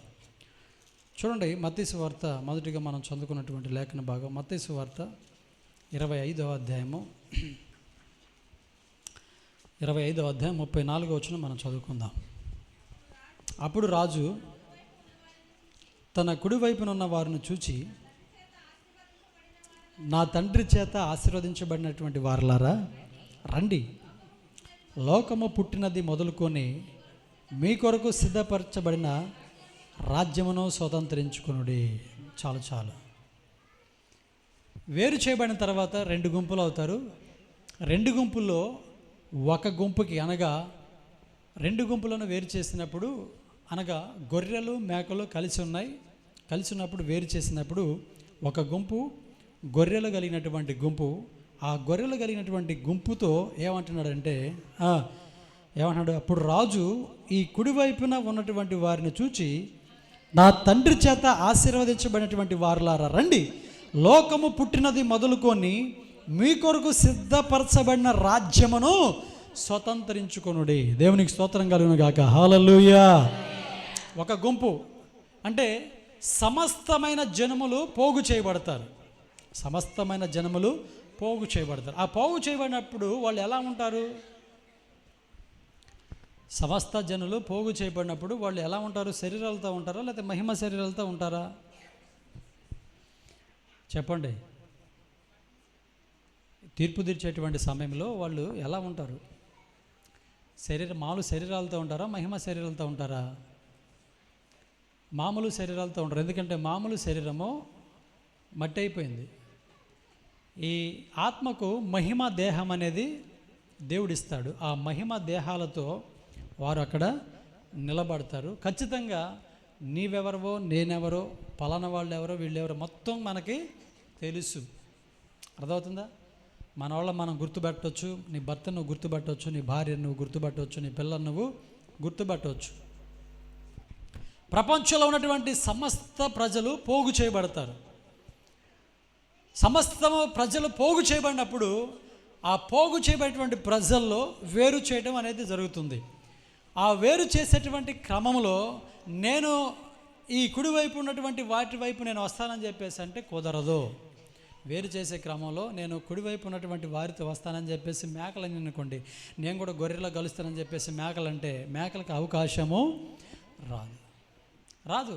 నువ్వు గిలగిల కొట్టుకున్నా, లేకపోతే నువ్వు ఇంకోటి చేసినా, అయ్యా నేను భూదానం చేశాను, వస్త్రదానం చేశాను, లేకపోతే నీ పరిచర్య చేశాను, లేకపోతే నీకు కానుకిచ్చాను, మందిరం కట్టించింది నేనే, అందులో కుర్చీలు వేసింది నేనే, అందులో మ్యాట్లు కొనిపించింది నేనే, అందులో మైకు కొనిపించింది నేనే, ఇన్ని చేస్తే నన్ను గొర్రెల్లోనికి రానివ్వని చెప్పేసి నువ్వు అడగడానికి కూడా వీల్లేదు. అవన్నీ కాదు. నీ బ్రతుకు నా బ్రతుకు పరిశుద్ధమైనదా కాదా, అది అంతే. అక్కడ పరిశీలన చేయబడేది నువ్వేం చేసావు, నువ్వు ఎంత ఇచ్చావు అనేది కాదు. నువ్వు పరిశుద్ధురాలవా కాదా, అంతే. మనం పరిశుద్ధులమా కాదా, అంతే. ఒకే ఒక టెస్ట్ అన్నమాట. నీవు నేను పరిశుద్ధులమా కాదా. పరిశుద్ధులను వేరు చేస్తున్న సమయంలో నేను కూడా వెళ్తానంటే అది కుదిరే పని కాదు, వెళ్ళడానికి అవకాశం లేదు. ఖచ్చితంగా మనం గొర్రెల్లో ఉండాలంటే ఖచ్చితంగా మనం ఇక్కడ ఎలా ఉండాలి చెప్పండి? యేసుక్రీస్తు వలె మనం బ్రతకాలి. గొల్లవాడు గొర్రెల గుంపుల నుండి గొర్రెలను వేరుపరిచినట్లుగా దేవుడంట రేపటి దినాన తీర్పు దినం ఏం చేస్తారంటే వేరు చేస్తారంట. వేరు చేసేటువంటి క్రమంలో ఏ గుంపులో మనం ఉంటామో ఒకసారి మనం ఇక్కడే మనం పరిశీలన చేసుకోవాలి. అర్థమవుతుందా? అక్కడికి వెళ్ళిన తర్వాత నేను పరీక్ష చేసుకుంటానంటే కుదరదు. న్యాయాధిపతి అయిన దేవుడు నిన్ను తీర్పు తీర్చేటి వేళలో ఏ గుంపులో నీ ఉందువో యోచించుకో ఓ మానవా.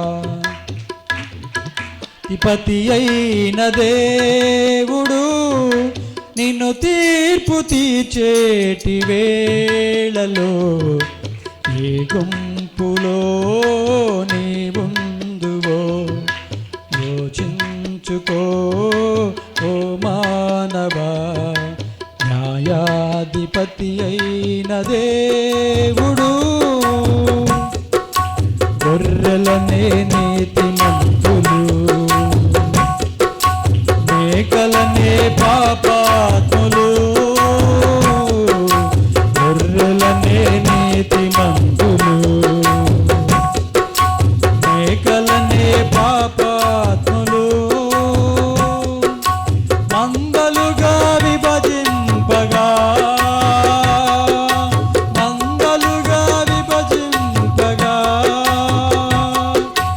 ఆరెంటిలో ఇది ఏ స్థానమో, ఆరెంటిలో నీది ఏ స్థానమో అని యేసు నిన్నడిగిన ఏమందువు, అని యేసు నిన్నడిగిన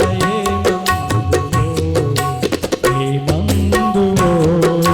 న్యాయాధిపతి అయిన దేవుడు నిన్ను తీర్పు తీర్చేటి వేళలో ఏ గుంపులో నీవుందువో యోచించుకో ఓ క్రైస్తవా.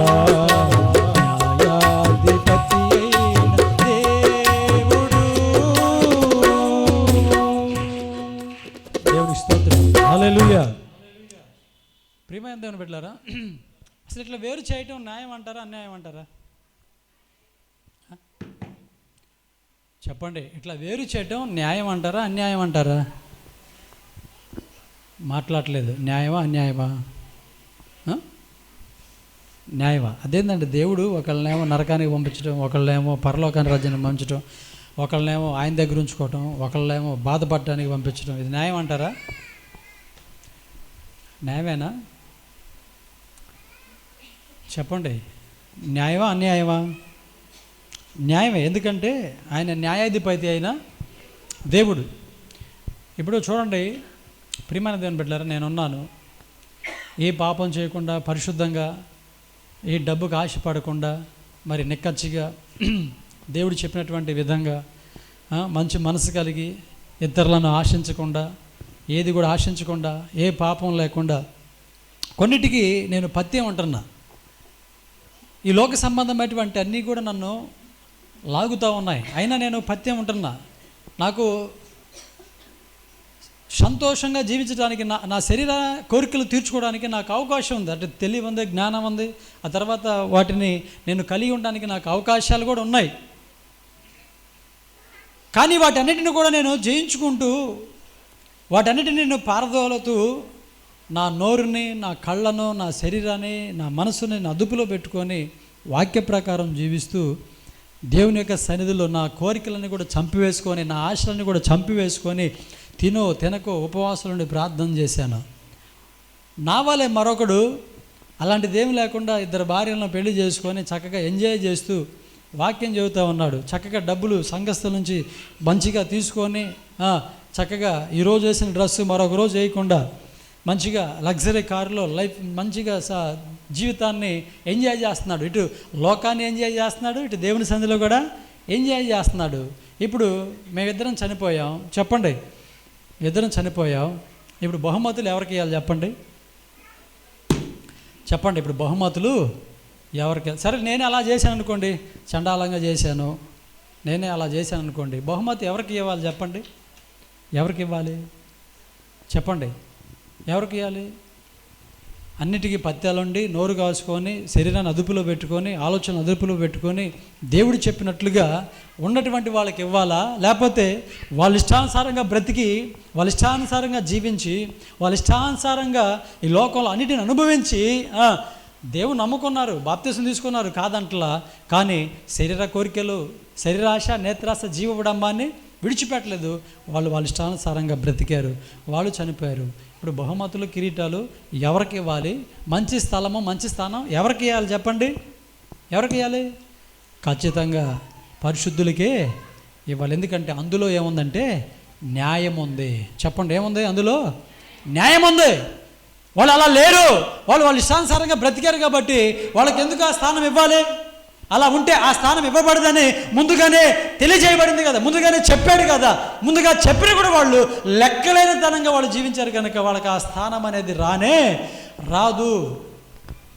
ఎందుకంటే ముందే చెప్పారు, లెక్కలేని తనం. అబ్బాయి దారిలో ముళ్ళు ఉందని చెప్పేసి అంటే వెళ్ళాడు, ముళ్ళు గుచ్చుకుంది, దానికి ఎవరు బాధ్యులు? చెప్పారు, లెక్కలేని తనం. అబ్బాయి ముందు గోతి ఉందయ్యా, చిన్నగా పో అని చెప్పేసి అంటే పోల గోతిలో పడ్డాడు, లెక్కలేని తనం. ప్రియమైన దేవుని బిడ్డలారా, ఆలోచన చేయండి. ఎందుకంటే న్యాయాధిపతి దేవుడు న్యాయము ఖచ్చితంగా తీరుస్తాడు. ఆయన కొరకు శ్రమపడినటువంటి వారిని, ఆయన కొరకు పత్యముండి, ఆయన కొరకు మంచిగా బ్రతికినటువంటి వారిని ఆయన మంచి స్థలంలోనే తన కుడి వైపున ఉంచుకుంటాడంట. దేవునికి స్తోత్రం కలుగును గాక. హల్లెలూయా. ఇందులో న్యాయం ఉంది.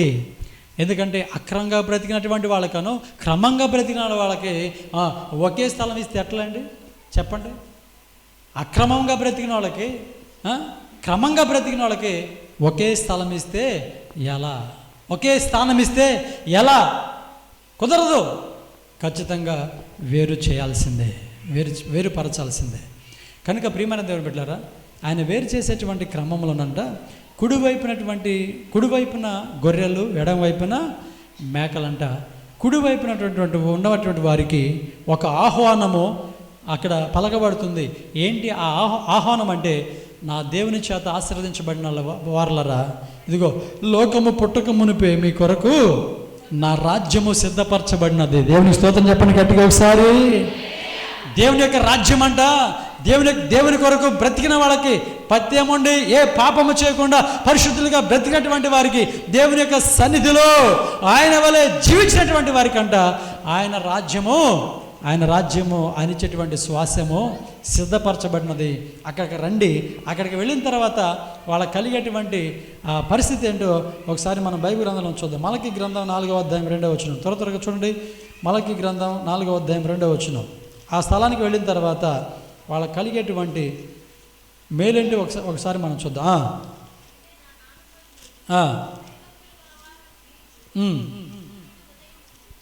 నీతి సూర్యుడు అయితే నా నామమందు భయభక్తులు గలవారగు మీకు నీతి సూర్యుడు ఉదయించును, అతని రెక్కలు ఆరోగ్యము కలుగజేయును గనుక మీరు బయలుదేరి క్రొవ్విన దూడల గంతులు వేయినట్లు గంతులు వేయుడి. దేవునికి స్తోత్రం కలుగును గాక. హల్లెలూయా. కుడివైపు ఉన్నటువంటి వారు ఆయన ఏర్పాటు చేసినటువంటి స్థలానికి వెళ్ళినప్పుడంట వాళ్ళు ఏం చేస్తారో తెలుసా? గంతులు వేస్తారంట. గంతులు దేనికి సాదృశ్యంగా ఉన్నాయంటే సంతోషానికి. చెప్పండి, దేనికి సాదృశ్యంగా ఉన్నాయి? సంతోషం. అర్థమవుతుందా?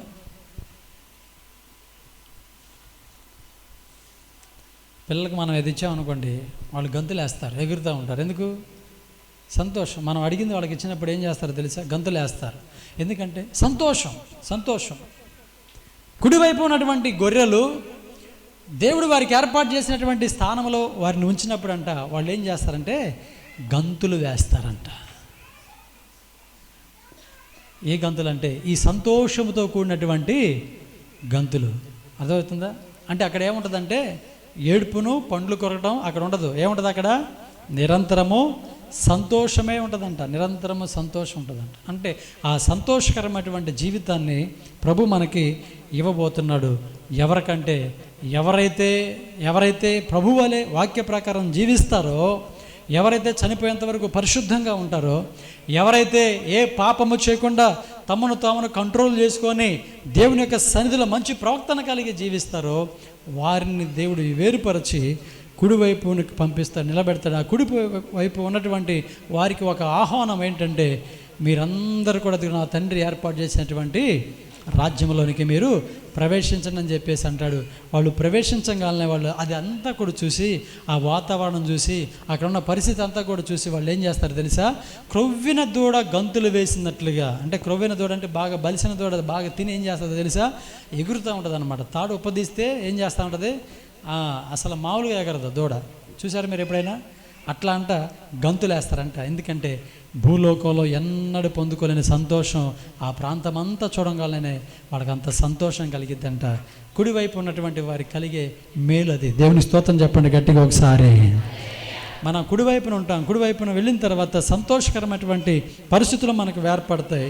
అదే ఎడమవైపు ఉన్నటువంటి వారికి, మేకలుగా జీవించినటువంటి వారికి ఎలాంటి పరిస్థితి ఏర్పడుతుందో 4వ అధ్యాయము మొదటి నుంచి మనం చదువుకుంటే అక్కడ ఉంటుంది. ఎలాగనగా నియమింపబడిన దినము వచ్చుచున్నది, కొలిమి కాలునట్లు అది కాలును, గర్విష్ఠులందరూ దుర్మార్గులందరూ కొయ్య కాలువలే ఉందురు, వారిలో ఒకనికి వేరైనను చిగురైనను లేకుండా రాబో దినమున అందరినీ కాల్చివేదినని సైన్యములకు అధిపతి యెహోవా సెలవిచ్చుచున్నాడు. చూడండి, అక్కడ కుడివైపున ఉన్నటువంటి వారికి, ఎడమవైపు ఉన్నటువంటి వారికి తేడా తెలుసా? తేడా అర్థమైందా? కుడివైపు ఉన్నటువంటి వారికి ఏమో సంతోషం కలుగుతుంది, ఇంకా వారి జీవితం అంతా కూడా సంతోషమే. ఇంకా ఎడమవైపు ఉన్నటువంటి వారు వీళ్ళకి కనబడరు. అదేవిధంగా ఎడమవైపు ఉన్నటువంటి వారు ఎలా ఉంటారంటే నిత్యము కొలిమిలో, కాలుచున్నటువంటి కొలిమిలో ఉంటారంట. ఆ కొలిమి ఏంటంటే అగ్నిగుండం. అగ్ని ఆరదు, పురుగు అంటే అగ్ని గంధకాల్లో ఉన్నటువంటి వారు, వారి ఆత్మలు చావవు. వాళ్ళు కూడా అక్కడ ఎగురుతూ ఉంటారు.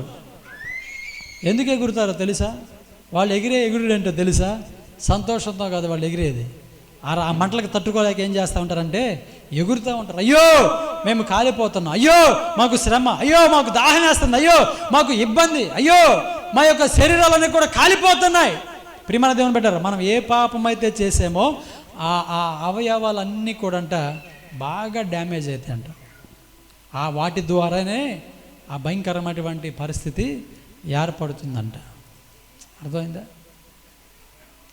నరకానికి పిక్నిక్ అనేటువంటి ఆ బుక్లో రాయబడినటువంటి మాట వాళ్ళు కళ్ళారు చూశారు. ప్రభు వారికి దర్శనం ద్వారా తెలియజేశాడు. ఏంటంటే ప్రియమైన దేవుని బిడ్డలారా, మందు తాగేటువంటి వాళ్ళు ఉంటారు కదా, అలా తాగి చనిపోయారు అనుకోండి, అక్కడ కూడా అంటే వాళ్ళ దగ్గర బాటిల్ ఉంటాయంట. అరే భూలోకంలో లేని బ్రాండ్ ఇక్కడ ఉందని చెప్పేసి తాగుతారంట. తాగగానే గొంతు దగ్గర నుండి లోపల పొట్ట వరకు మొత్తం కాలిపోతూ ఉంటుందంట. కేకేస్తూ ఉంటారు, అయ్యో నేను కాలిపోతున్నాను, మంటగా ఉందని చెప్పేసి కేకలు వేస్తారంట. అయితే వ్యభిచారం చేస్తూ చనిపోయారు అనుకోండి, అక్రమ సంబంధాలు పెట్టుకొని వ్యభిచారం చేస్తూ చనిపోయారు అనుకోండి, ఆ పాప విడిచిపెట్టకుండా వాళ్ళ యొక్క అవయవాల్లోకి ముళ్ళపాము దూరిద్దంట. ఏ పాము? ముళ్ళపాము. ఆ అవయవం నుంచి కింద నుంచి నోట్లోకి వచ్చి మళ్ళీ నోట్లోంచి కిందకి అవయవాల్లో నుంచి ఏ అవయవంతో పాపం చేశారో అందులో నుంచి దూరిద్దంట. ఆ పాము ముళ్ళపాము అంట. ముళ్ళు, భయంకరమైనటువంటి ముళ్ళు అంట. అది వెళ్తుంటే కేకలు వేస్తూ ఉంటారంట, అమ్మో మంట, అమ్మో భయంకరమైనటువంటి శ్రమ, బాధ అని చెప్పేసి కేకలు వేస్తారంట. ఆ ప్రక్రియ 1 రోజు 2 రోజులు, వారం రోజులు, నెల రోజులు, సంవత్సరాలు కాదు, కొన్ని యుగాలు తరబడి ఆ క్రియ జరుగుతూనే ఉంటుంది. వాళ్ళు వేదన చెందుతూనే ఉంటారు, బాధపడుతూ ఉంటారు. ఆ బాధ చెప్పడానికి, వర్ణించడానికి సరిపోదు. అంత భయంకరంగా ఏడుస్తారంట. అంత బాధ అక్కడ ఉంటుందంట. బాగా సినిమాలు తీసి డ్యాన్సులు వేసి అనేక మందిని పాపం నడిపించేటువంటి వాళ్ళు చనిపోతారంట. అక్కడ కూడా డ్యాన్స్ ఉంటుందంట. ఎక్కడ డ్యాన్స్ వేస్తారంటే బాగా మూర మేకులు ఉంటాయంట, బాగా పదును కలిగినటువంటి మేకులు. వాడు పిల్ల సాధారణ అక్కడ వచ్చి కొరడా తీసుకొని అక్కడ నువ్వు డ్యాన్స్ చేద్ది, కానీ భూలోకంలో ఎక్కడైతే డ్యాన్స్ చేసావో, సచ్చావో నువ్వు కూడా ఇక్కడ డ్యాన్స్ చేయాలని చెప్పేసి ముళ్ళ మీద డ్యాన్స్ చేపిస్తారంట. వాళ్ళు ఆ ముళ్ళ మీద డ్యాన్స్ చేస్తారంట. ముళ్ళు గుచ్చుకొని అయ్యో మాకు శ్రమ, అయ్యో మాకు బాధ, అయ్యో మాకు ఇబ్బంది అని చెప్పేసి ఆ విధంగా అంట వాళ్ళు అరుస్తూ ఉంటారంట, కేక వేస్తారంట. ఈ విధంగా ఎవరు ఏ పాపం అయితే చేశారో ఆ పాపానికి తప్పకుండా ప్రతిఫలము పొందుకోవాల్సిందే.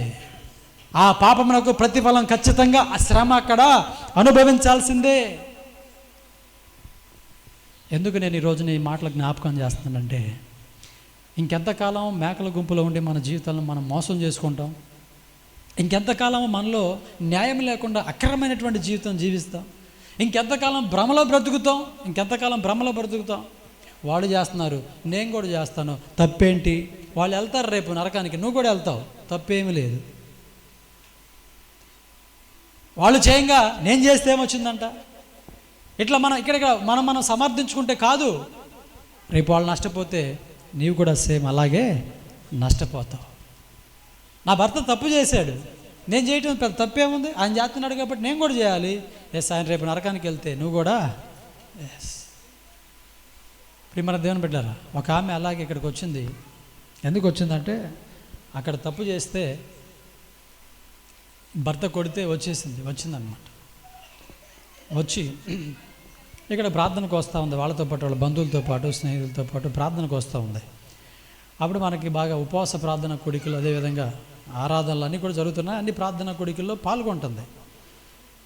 తర్వాత కొంతకాలం ఉన్న తర్వాత ఇక్కడికి వచ్చిన తర్వాత చెప్పబడేటువంటి వాక్యమేని మారు మనసు పొంది బాప్తీసం తీసుకుంది.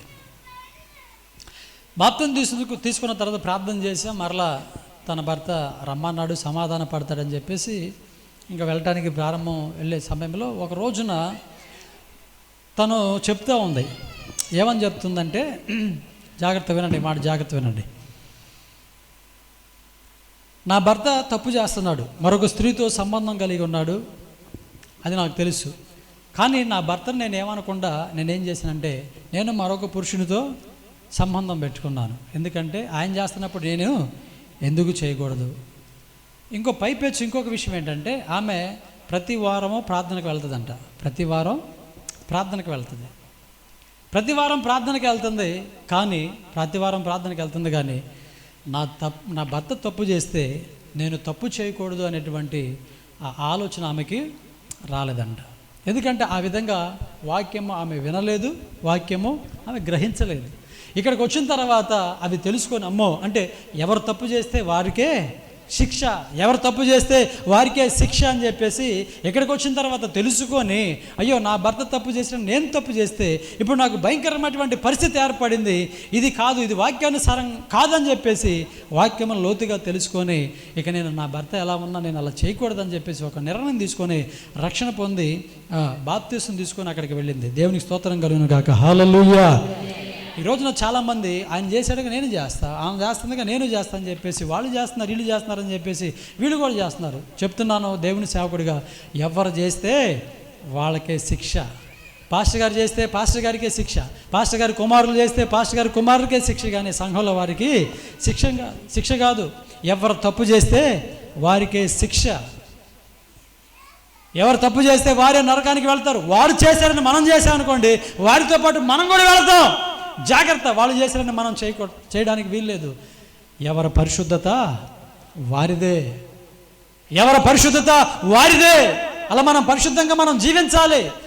వాళ్ళు చేస్తున్నారు, వీళ్ళు చేస్తున్నారు, మన జీవితాలను పాడు చేసుకున్నాం అనుకోండి, వారితో పాటు మనం కూడా నరకానికి వెళ్ళడానికి అవకాశం ఉంటుంది 100%.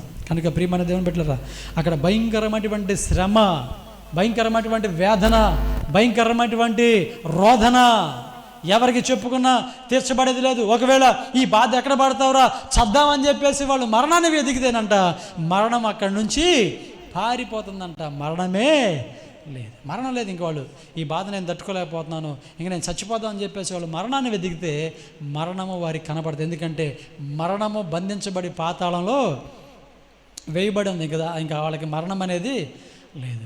నీకు మరణించడానికి అవకాశం లేదు. నేను మరణిస్తానని చెప్పేసి అనడానికి వీల్లేదు. నువ్వు మరణించడానికి మరణమే లేదు. ఆ బాధ మనం చెప్పుకోలేమండి. అంత భయంకరమైనటువంటి బాధ, అంత భయంకరమైనటువంటి వేదన మనం అనుభవించాల్సి వస్తుంది. అది ఏదో ఒక సంవత్సరం కాదు, యుగాలు అనుభవించాలి. ఈ భూలోకంలో కనుక మనం కరెక్ట్గా బ్రతికితే యుగాలు మనం దేవునితో సంతోషిస్తాం. వాళ్ళు ఎంతైతే యాతన పడుతున్నారో అంత సంతోషం మనం పొందుకుంటాం. మరి ఈ సమయంలో ఒక ప్రశ్న, రేపు నువ్వు నీ భార్య, నీవు నీ భర్త, నీవు నీ పిల్లలు వేరు చేయబడి మరి అట్లా నరకానికి వెళ్తే ఏంటి పరిస్థితి చెప్పండి? ఏంటి పరిస్థితి? ఇప్పటి వరకు మీ ఇద్దరు కలిసి ఉన్నారు, ఇప్పటి వరకు తల్లిదండ్రులు పిల్లలు కలిసి ఉన్నారు, వారి సంపాదనలో షేర్ చేసుకున్నారు, వారి కష్టార్జితాన్ని అనుభవించారు, వారి వలన మీరు పోషించబడ్డారు, వారి వలన మీరు బ్రతికారు, వారి వలన మీకు ఒక మంచి జీవితము, మంచి పొజిషన్, మంచి ఇల్లు. నీ భర్త నీకు ఒక మంచి ఇల్లు కట్టించాడు, మంచిగా ఇంట్లో నుంచి నిన్ను పోషిస్తున్నాడు, నీకు బంగారం కావాలంటే బంగారం ఇచ్చాడు, డబ్బులు కావాలంటే డబ్బు ఇచ్చాడు, వెండి కావాలంటే వెండి, నీకు ఏది కావాలంటే అది ఇచ్చాడు. బాగానే ఉన్నావు. మరి రేపు వేరైపోతే ఏంటి పరిస్థితి? ఇంత బాగా నిన్ను పెంచి పోషించి సంరక్షించినటువంటి భర్త రేపు నరకానికి వెళ్ళి అల్లాడుతుంటే నువ్వు ఎలా సంతోషంగా ఉండగలుగుతావు? ఒకసారి ఆలోచన చేయి. నీకు కుడి భుజంగా ఉన్నటువంటి పిల్లలు రేపటి దినాన నరకానికి వెళ్ళి అల్లాడుతుంటే నువ్వు ఎలా సంతోషంగా ఉంటావు? ఒకసారి ఆలోచన చేయి. అందుకే నేను అంటాను, నీ సంతోషంలో కూడా వాళ్ళు కూడా పాలిభాగస్థలు అవ్వాలంటే నువ్వే ఇక్కడేం చేయాలంటే వారి కోసం కన్నీరు కార్చాలే ఖచ్చితంగా. అగస్టిన్ అనేటువంటి వ్యక్తి కోసం తన తల్లి కన్నీరు గారిస్తేనంట ఆయన ఏమంటాడు తెలుసా? నా తల్లి యొక్క కన్నీటి ప్రవాహంలో నేను కొట్టుకొని ఎక్కడికి వెళ్ళాడంట? ఎక్కడికి వెళ్ళాడు? డ్రామాకి వెళ్ళా, సినిమాకి వెళ్ళా, ఎక్కడికి వెళ్ళాడంట? యేసయ్య సిలువ దగ్గరికి వచ్చాడంట. అంత కన్నీరు గార్చిందంట. మరి నువ్వు గారుస్తున్నావా కన్నీరు? అసలు నీ భర్త గురించి, నీ భార్య గురించి, నీ బిడ్డల గురించి అసలు నీ కన్నీరు వస్తుందా నీకు? రేపొద్దున వాళ్ళు నరకానికి వెళ్తారనేటువంటి బాధ నీలో ఉందా? ఆ తపన నీలో ఉందా? పాస్టర్ గారు, మా అబ్బాయి మారట్లేదు కానీ నువ్వు ప్రార్థన చేయి, మా ఆయన మారట్లేదు కానీ నువ్వు ప్రార్థన చేయి. నువ్వు తిని బాగా టీవీ చూస్తావా? నువ్వేం చేస్తావు? నీకు కావాల్సినటువంటి కోరికలన్నీ తీర్చుకుంటున్నావు కదా. అలాంటి వాడు రేపు మరి నరకానికి వెళ్తే ఏంటి పరిస్థితి? ఒకసారి ఆలోచన చేసావా? ఎప్పుడైనా ఆలోచన చేసావా? ఆలోచన చేయమని ఈ రోజున ప్రభు మనందరితో సూటిగా తేటగా మాట్లాడుతున్నాడు. ఎందుకంటే సమయం లేదు. ఎక్కడ చూసినా భయంకరమైనటువంటి మరణాలే, ఎక్కడ చూసినా కూడా భయంకరమైనటువంటి మరణాలే. ఏ దినమన ఏమి సంభవిస్తుందో మనకైతే తెలీదు. ప్రాణం ఉన్నప్పుడే, బ్రతికి ఉన్నప్పుడే వాళ్ళు రక్షణ పొందటం చాలా మంచిది. రోజున స్త్రీలుగా మీరు అందరూ వచ్చారు, మీ భర్తలు లేరు, మీ పిల్లలు లేరు, ఎక్కడున్నారు వాళ్ళు? అయ్యా మేము చెబుతున్నాం కానీ రావట్లేదు, అయ్యా మేము పిలుస్తున్నాం కానీ రావట్లేదు. మీరు పిలిస్తే రానప్పుడు దేవుని అడగండి, ప్రభువా నేను పిలిస్తే రావట్లేదు కానీ నువ్వు పిలవాలి, నీవు వారి హృదయాన్ని మార్చాలి ప్రభు అని చెప్పేసి మీరు కనుక కన్నీరు గార్చి రోదన చేసి దేవుని అడిగితే ఖచ్చితంగా దేవుడు ఏం చేస్తాడు? మారుస్తాడు. ఎందుకంటే దేవునికి అసాధ్యమైనది ఏది లేదు.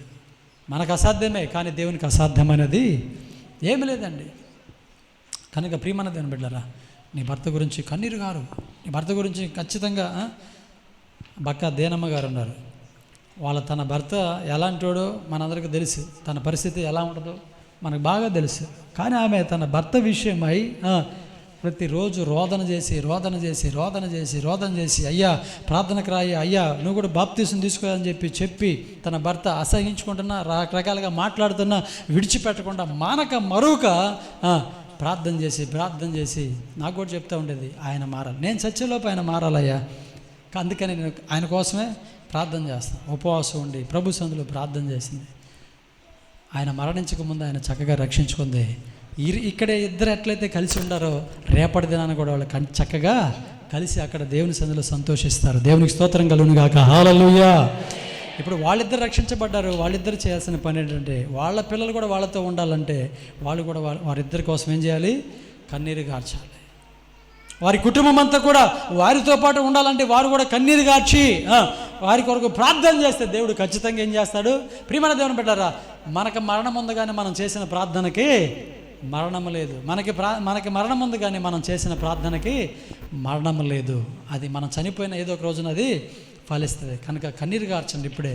అందుకని ఉదయకాలపు ప్రార్థనలు ఏర్పాటు చేసి ప్రార్థన చేస్తాను. మాకేం పని బాటలేక లేకపోతే నిద్ర బట్టగా కాదు, అర్థమవుతున్నా, మాకు ఆరోగ్యం లేకపోయినా అనారోగ్యంగా ఉంటున్నా, నిద్ర సరిపోకపోతున్నా, ఎందుకంటే ఏ ఒక్కరు నశించిపోవట దేవునికి ఇష్టం లేదు, మాకు కూడా ఇష్టం లేదు. అందుకనే విజ్ఞాపన ప్రార్థనలు, అందుకనే ఉపవాస ప్రార్థనలు ఏ ఒక్కరోజు ఖాళీ లేకుండా దేవుని సన్నిధిలో ప్రార్థన ఎందుకో తెలుసా?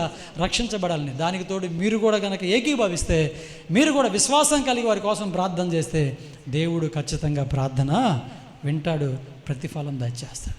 కనుక వాళ్ళు మరణించక ముందే, వారి జీవితాలు నరకానికి వెళ్ళకముందే ఈ భూమి మీద వారందరూ కూడా రక్షణ పొందినట్లుగా ఆ భయంకరమైనటువంటి నరకాన్ని తప్పించుకొని నీతో నాతో మనందరితో కూడా కలిసి నిత్యము ప్రభుతో సంతోషించేటువంటి కృప వారికి ప్రభు అనుగ్రహించాలన్న వారి కోసం మనం ప్రార్థన చేసి భయంకరమైనటువంటి నరకం నుంచి తప్పించుకొని నిత్యము సంతోషంగా ఉండేటువంటి ప్రభు రాజ్యంలో చేర్చబడదాం. అట్టి కృప మనకు మన కుటుంబాలకి ప్రభు సమృద్ధిగా దయచేయను గాక. ఆమేన్. అందరికీ లేచి నిలబడండి, చిన్న ప్రార్థన చేద్దాం. త్వరగా అందరికీ వాళ్ళు లేచి నిలబడండి. చిన్న ప్రార్థన చేసుకొని తదుపరి కార్యక్రమంలోకి మనం వెళదాం. అందరికీ వాళ్ళు లేచి నిలబడండి. చిన్న ప్రార్థన చేద్దాం. త్వరగా అందరికీ కూడా లేచి నిలబడండి. చిన్న ప్రార్థన చేద్దాం. రెండు చేతులు ఆకాశం వైపు చాపి ప్రభు సందులో చిన్న ప్రార్థన చేద్దాం. చిన్న ప్రార్థన చేద్దాం. Praise the lord. Hallelujah, hallelujah, hallelujah, hallelujah. రెండు చేతులు ఆకాశం వైపు చాపి ఒకసారి ప్రభు సందులో మనల్ని మనం జ్ఞాపకం చేసుకుందాం. మనము ఆయన వేరు చేస్తే ఏ గుంపులో ఉంటాం? ఈ సమయంలో మనల్ని పరీక్ష చేసుకుందాం. పైకి నువ్వు భక్తి గల దానివిలాగా, పైకి భక్తి గలవాడివిలాగా, పైకి ప్రార్థన చేస్తూ, పైకి పాటలు పాడుతూ, పైకి దేవుని పరిచయం చేస్తూ నువ్వు కనబడుతున్నావు. రైట్, బాగానే ఉంది. కానీ రేపు వేరు చేస్తే ఎక్కడ ఉంటావు? ఏ గుంపులో ఉంటావు? దేవుడు నిన్ను వేరు చేస్తే రేపు ఏ గుంపులో ఉంటావు? రెండు గుంపులు. ఒకటి నరకానికి వెళ్ళే గుంపు, ఒకటి పరలోక రాజ్యానికి వెళ్ళేటువంటి గుంపు. ఆ గుంపులు వేరు చేయబడిన తర్వాత జీవితంలో ఇంక ఎన్నటికీ ఆ గుంపులు కలుసుకోవు. ఇక ఒకరిని ఒకరు చూసుకోవడానికి అవకాశాలు లేవు. ఇక యుగ యుగాలు ఎడబాటే. అందుకని ఆ సమయం ఎలా ఉంటుందంటే చెట్టుకొకరై పుట్టుకొకరై అనాథులుగా ఏడ్చేటువంటి సమయమా, రోదన చేసే సమయం. అప్పుడు రోదన చేయడం కంటే ఇప్పుడు రోదన చేయడం చాలా మంచిది.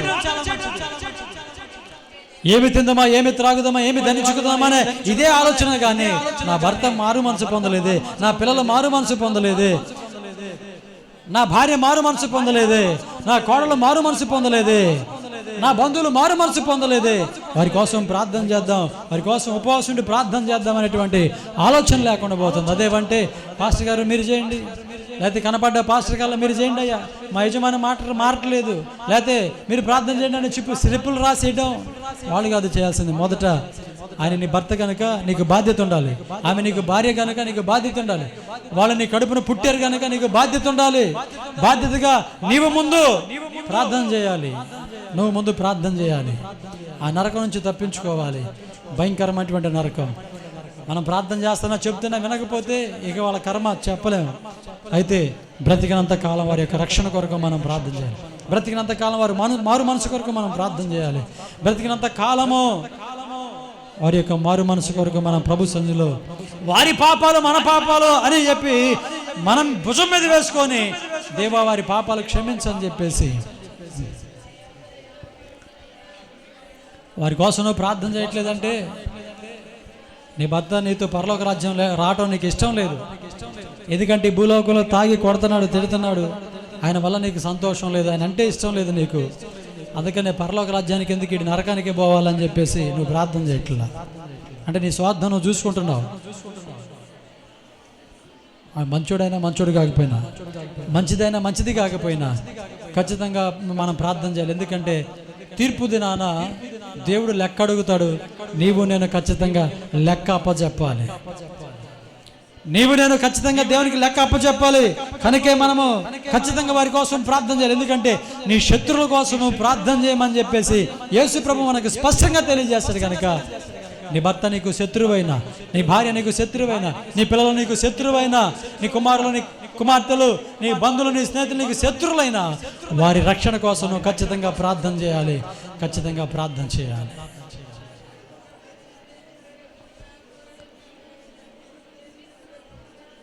మే నెలలో జరగబోయేటువంటి మీటింగ్స్లో నీ బిడ్డలు కూడా రక్షణ పొందాలని ప్రార్థన చేయి. ఇప్పటి నుంచే ప్రార్థన ప్రారంభం చేయి. నీ భర్త కూడా రక్షణ పొందాలని ప్రార్థన చేయి. నీ భర్త, నీ పిల్లలు, నీ బంధువులు, నీ స్నేహితులు మే నెలలో జరిగేటువంటి మీటింగ్స్లో బాప్తిసం తీసుకోవాలని ప్రార్థన చేయి. కన్నీరు కార్చు, అవసరమైతే ఉపవాసం ఉండి ప్రభు సన్నిధిలో ప్రార్థన చేయి. ప్రభుని అడుగు, గోజాడు. ఖచ్చితంగా ఆయన సహాయం చేస్తాడు. ఈ సమయంలో మనం చిన్న ప్రార్థన మంచి ఒక తీర్మానం చేసుకుందాం. ప్రభువా, నేను చనిపోయిన తర్వాత నేను గొర్రెల గుంపులోనే ఉండాలయ్యా, కుడివైపు ఉన్నటువంటి గుంపులో నేను ఉండాలి ప్రభువా, నేను ఉంటానని చెప్పేసి ఒక మంచి తీర్మానం చేసుకోండి. అలా ఉండాలంటే ఖచ్చితంగా మనము ప్రభువులే పరిశుద్ధులుగా మనం జీవించాలి. అలా పరిశుద్ధత కలిగి ప్రభువా నేను కూడా కుడివైపు ఉన్నటువంటి ఆ గుంపులో నేను ఉంటాను ప్రభు అని చెప్పేసి ఒక మంచి తీర్మానం చేసుకొని మనం పౌరుషంగా, రోషంగా ప్రభు కోసం బ్రతుకుదాం. పాపానికి మనం రాజీ పడకుండా పాపమును ఏ విధంగా దేశపు ద్వేషించాడు ఆ విధంగా పాపానికి దూరంగా పారిపోయి ఇక నుంచి మనం పరిశుద్ధంగా జీవిద్దాం. ఎవరేమనుకున్నా ప్రశాంతంగా పరిశుద్ధంగా మనం జీవిద్దాం. లోక సంబంధమైన ఏది పాపంలోకి మనం లాగుతుందో అది మనం తీసివేసుకొని పరిశుద్ధంగా మనం జీవించడానికి ఈ సమయంలో మనం తీర్మానం చేసుకుందాం.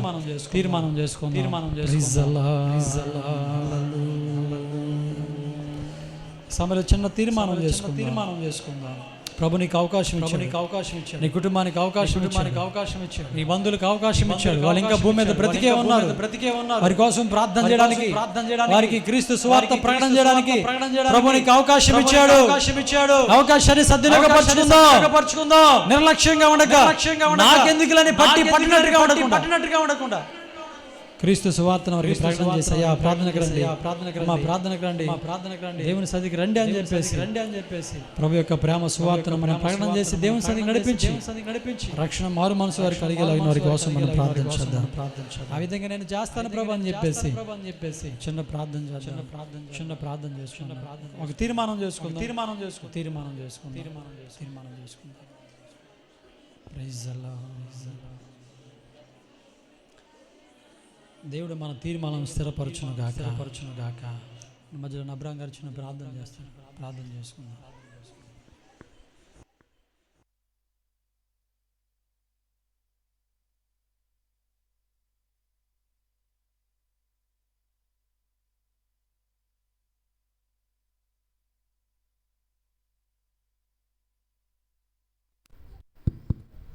అందరు ప్రార్థనలోకి ప్రార్థన చేసుకుందాం. మహాగణుడ, పరిశుద్ధుడ, నిత్యము నిరంతరము స్తోత్రార్హుడైన మా యేసయ్య,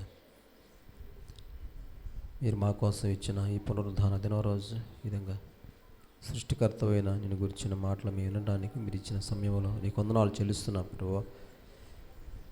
అవును నాయన, ఈ లోకంలో మా ప్రభువా మమ్మల్ని సృష్టించిన, మమ్మల్ని పుట్టించిన దేవుడు విడిచిపెట్టక ఈ రాజ్యానికి వారసులుగా చేయటానికి నాయన నీ పరలోకం నుండి వర్తమానం మాకు పంపించి సాతాను చెరలో నుండి మమ్మల్ని నడిపించడానికి మీరు తెలియజేస్తున్న నీ మాటలు నాయన మా హృదయాల్లో మేము ఉంచుకోవడానికి నీ కృప దయచేయండి ప్రభువా.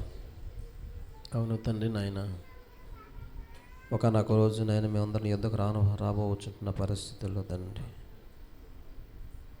ఈ లోకంలో గొర్రెలాగా మేకలుగా ఉంటున్న మనుషుల్లో మా తండ్రి నాయన, ఇదిగో ప్రభువా మీరు నాయన గొర్రెలకు నిత్య జీవం, మేకలకు నిత్య నరకం అంటున్నావు నాయన. మేము నాయన మేకల్లాగా ఉండక నాయన గొర్రెల్లాగా మా ప్రభువా నీ చేతి కింద, నీ దుడ్డు కర్ర కింద నేను మేము బ్రతుకుచ్చు నీ వాక్యం చేత మేము నడిపించబడుతున్నాయన. నీ సన్నిధిలో నీకు ఇష్టమైన బిడ్డలుగా మేము బ్రతకటానికి నీ కృపలో జ్ఞాపకం చేసుకోండి. ఇంకా మేకల్లాగా ఎందరినైనా నీ మాట వినక మా ప్రభువా విని ఉన్నట్టుగా నన్ను చూసి ఉన్నట్లుగా ఉంటున్న బిడ్డలతో నేను మీరు మాట్లాడమని ప్రార్థన చేయించున్న తండ్రి. వారి హృదయాలు కూడా మీరు మార్చమని ప్రార్థన చేయించున్నాను నాయన. మేకలకు నిత్య నరకం అంటున్నావు, ఆ నరకంలో వారు పాలివారు కాకుండా మా తండ్రి వారి హృదయాలు మీరు మార్చమని ప్రార్థిస్తున్నావు తండ్రి. మేమందరం మా తండ్రి గొర్రెల వలె మా ప్రభువా మీ నిత్య రాజ్యంలో నాయన మేము చేరటానికి మీ కృప దయచేయండి. సమయంలో మీ దాసుల ద్వారా చెప్పబడిన మాటలు నా హృదయంలో మా హృదయంలో ఫలించడానికి మీ కృప దయచేయండి. వాక్యానికి లోబడి వాక్యానుసారంగా జీవించే బిడ్డలుగా ఉండటానికి నీ కృప దయచేయండి మా తండ్రి. సమయంలో బలహీనమైన వారిని మీరు బలపరచండి, రోగులను స్వస్థపరచండి, మనశ్శాంతి లేని వారికి మనశ్శాంతి మీద దయచేయమని ప్రార్థన చేయించండి. బాధల్లో ఉన్నవారిని బాధల నుండి విడిపించమని ప్రార్థిస్తున్నాను తండ్రి. సమయంలో నాయన ఇదిగో నీ యొక్క శరీరాన్ని మీ రక్తాన్ని త్రాగబోచుంటుండగా మమ్మల్ని స్థిరపరచండి, బలపరచండి నాయన. అయ్యా నాకు నీ శరీరాన్ని రక్తాన్ని త్రాగటానికి మమ్మల్ని అర్హులుగా నాయన అర్హత మీరు మాకు కలుగు చేయమని ప్రార్థిస్తున్నాను తండ్రి.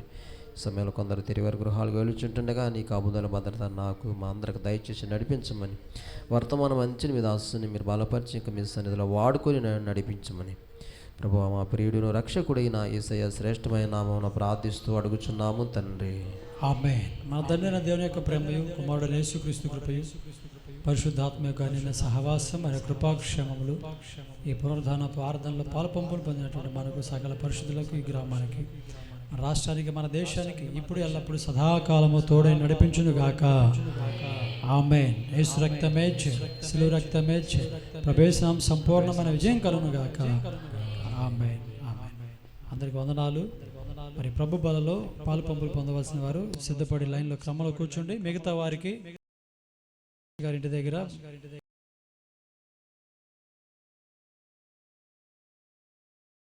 యవన బిడ్డలు కూడా సమయంలో మరి ఈ నెల సంఘ సభ్య